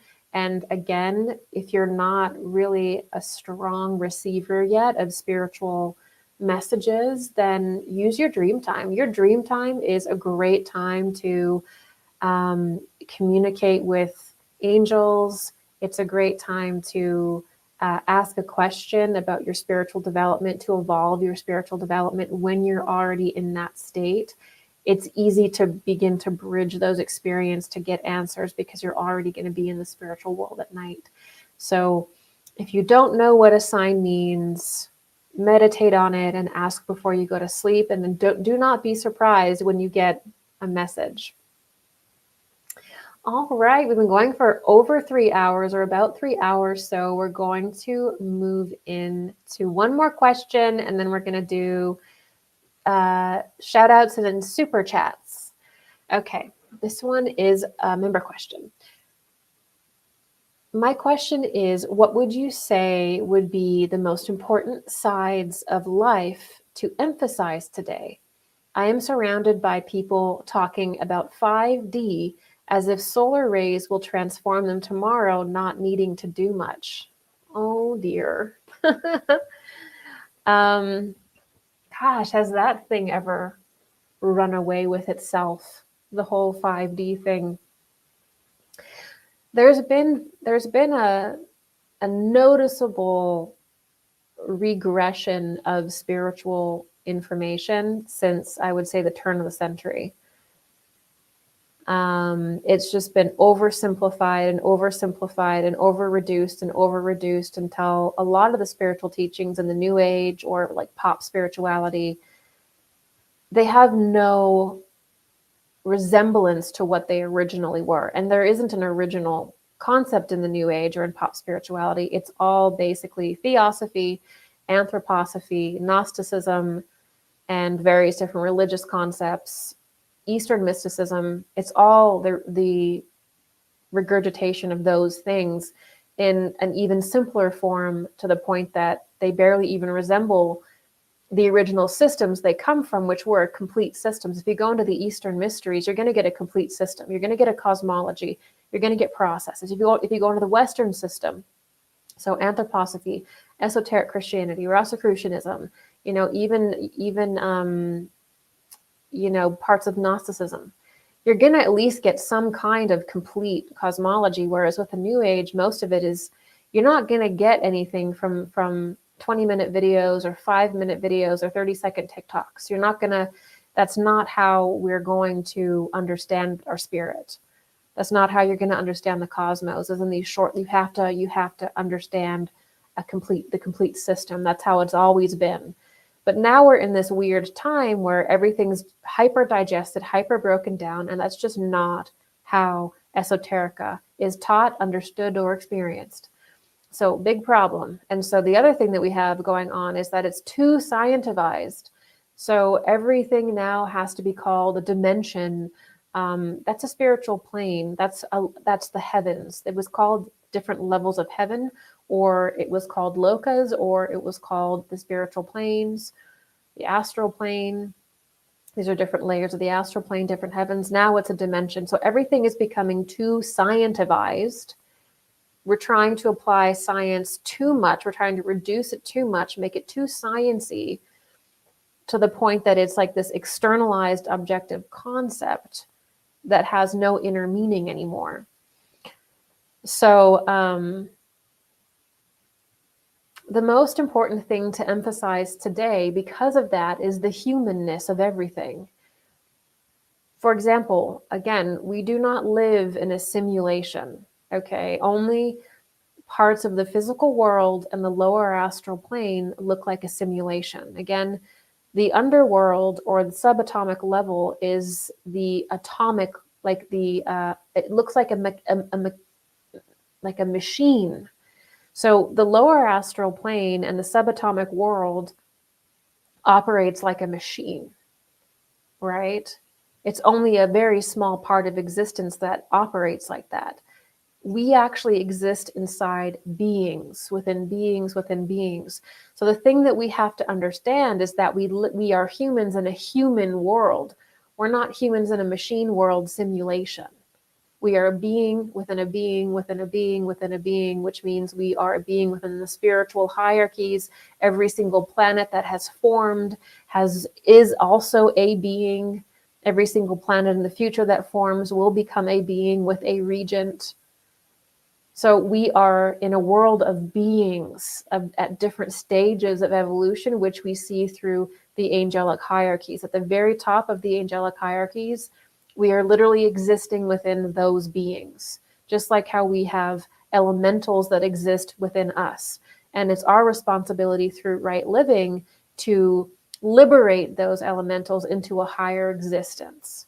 So we have to understand that that is the foundation that we're working with. And right now we're kind of being, our hand is kind of being taken, and we're being walked into this broken down, broken up, watered down, inverted version of theosophy, inverted version, strange version of often Eastern mysticism and theosophy and some anthroposophy that's been completely distorted and inverted. Like even the idea of the 5D earth, that again, if you want to teach it, teach the classical teaching. You can use that term if you want. But if you're going to be a teacher, teach how it's been taught for thousands of years. Give your students the opportunity to look this up themselves and enter into the topic as they see fit, even if it's not with you. So teach the classical version along with however you choose to innovate it. If you want to innovate it, it's fine. If you want to create new language, create a new cosmology, you're free to do that. Lots of phenomenal mystics have been great innovators. But teach the core objective structure first. Teach the classics first. Teach spiritual science so that your students can enter in from any angle because they understand the core occult science behind it all. So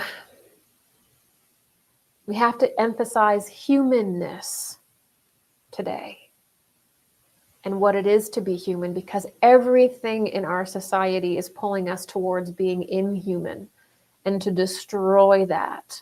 Even if you look at the push to be alien, what does the word alien mean? Aliens are just inhuman. It means something outside of being human. It's another species. There's nothing in the cosmos that's alien. Every being in existence can be known. There's nothing alien. Once you have the correct paradigm, you can understand any being in existence that appears before you, that you can perceive, you can know it. When you understand the spiritual hierarchies and creation, you can know that, because there's only so many things that we can interact with at any one time.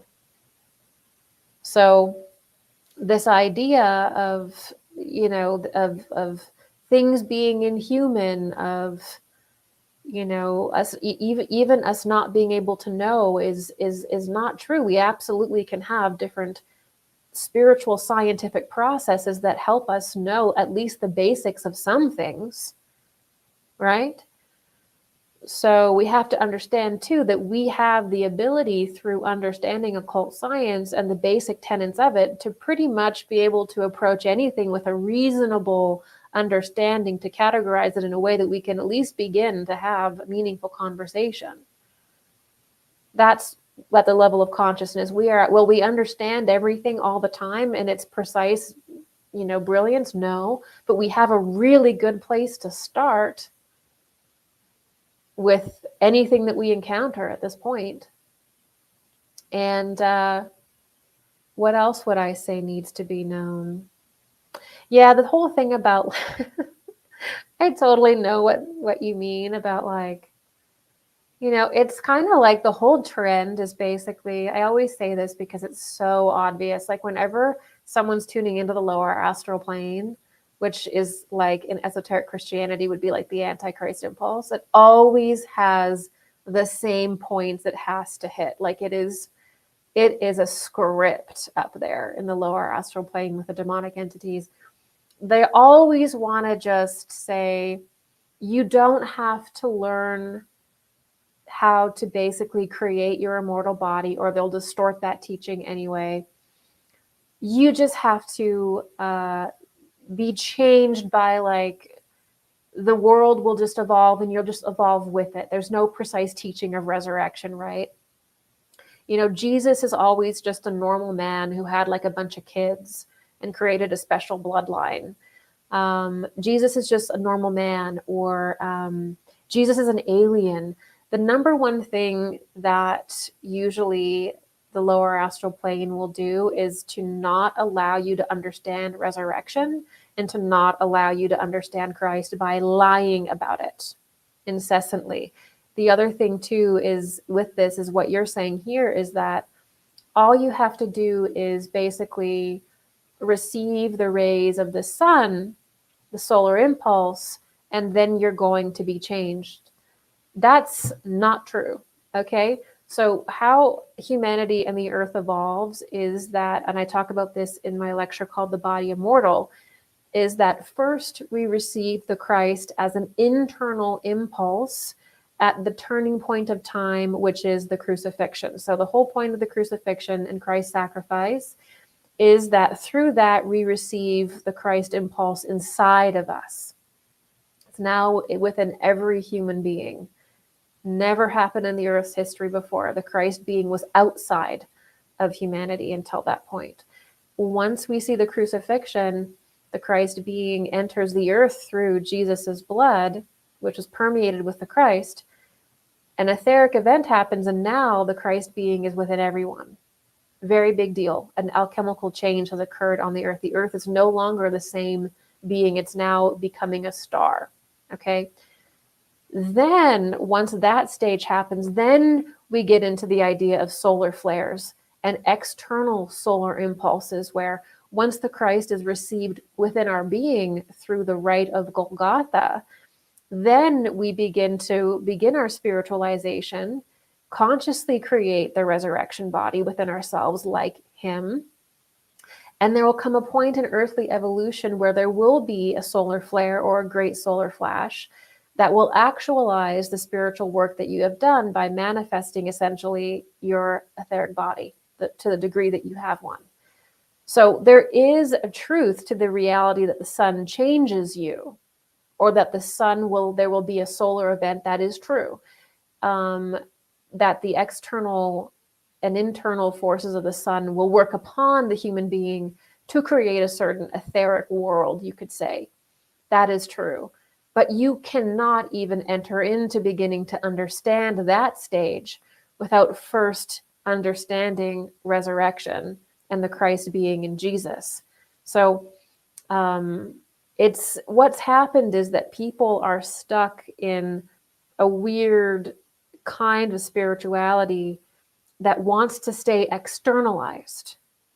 They want to keep it outside of themselves because that has been the impulse for literally hundreds of thousands of years with humanity before we became to the level where we are now, where we have the internalized energy of Christ and an I. So it's a early state where we always want to kind of project outside of ourselves and have this external, even tribal experience of spirituality.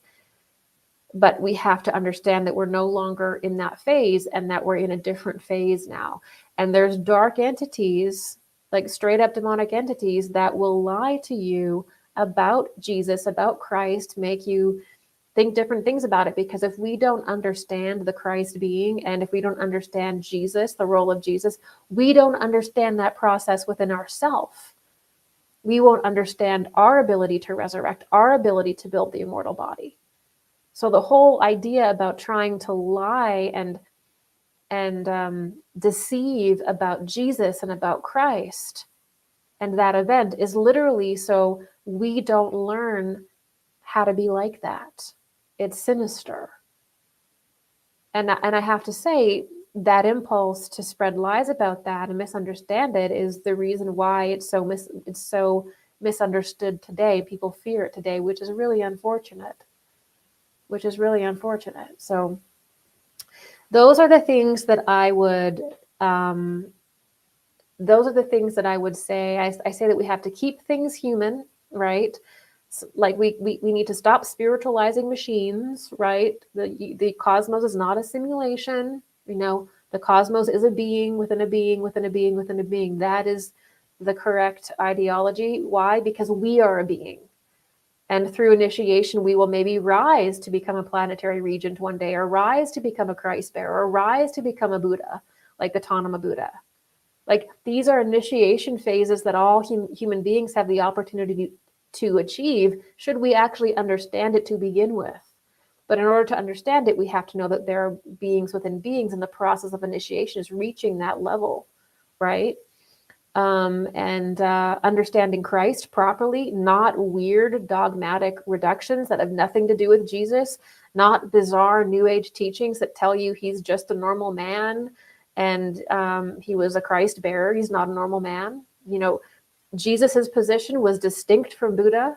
Buddha is distinct from Krishna. These are different initiates of different times with distinct gifts. That is initiation science. They're different. And they're not regular men, but they're not the same in their offerings and in what they achieved, okay? There's differences. In the New Age, they're all the same. They're all just masters. Not precise enough, not even close. All right? Then make Jesus a regular man who had children, and then there's this weird bloodline thing. Jesus didn't have children.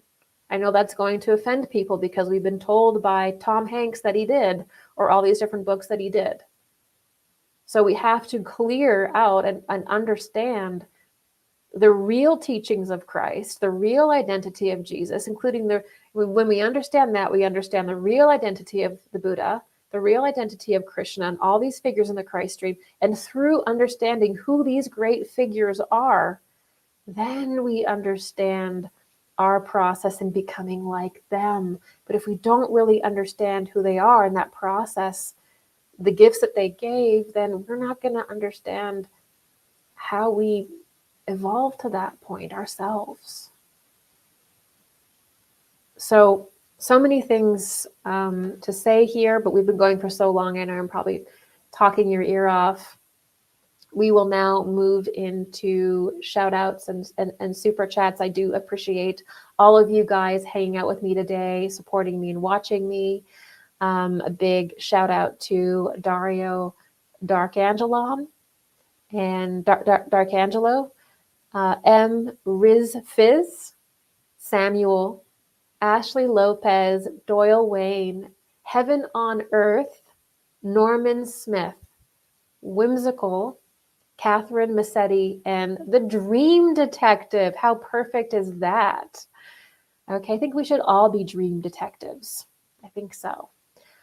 All right, guys, I just want to remind you that not this weekend, but the next weekend after that, I won't be here on YouTube. I will be on my private platform talking to my members. So if you enjoy this, I'd love to see you over there. That's what makes me able to do all my public work and my lectures is your support. I'm completely supported by you. So thank you so much for that. And yeah, if you like this, then I have also archives of years of years of lives that we've done, hours and hours and hours of content over there.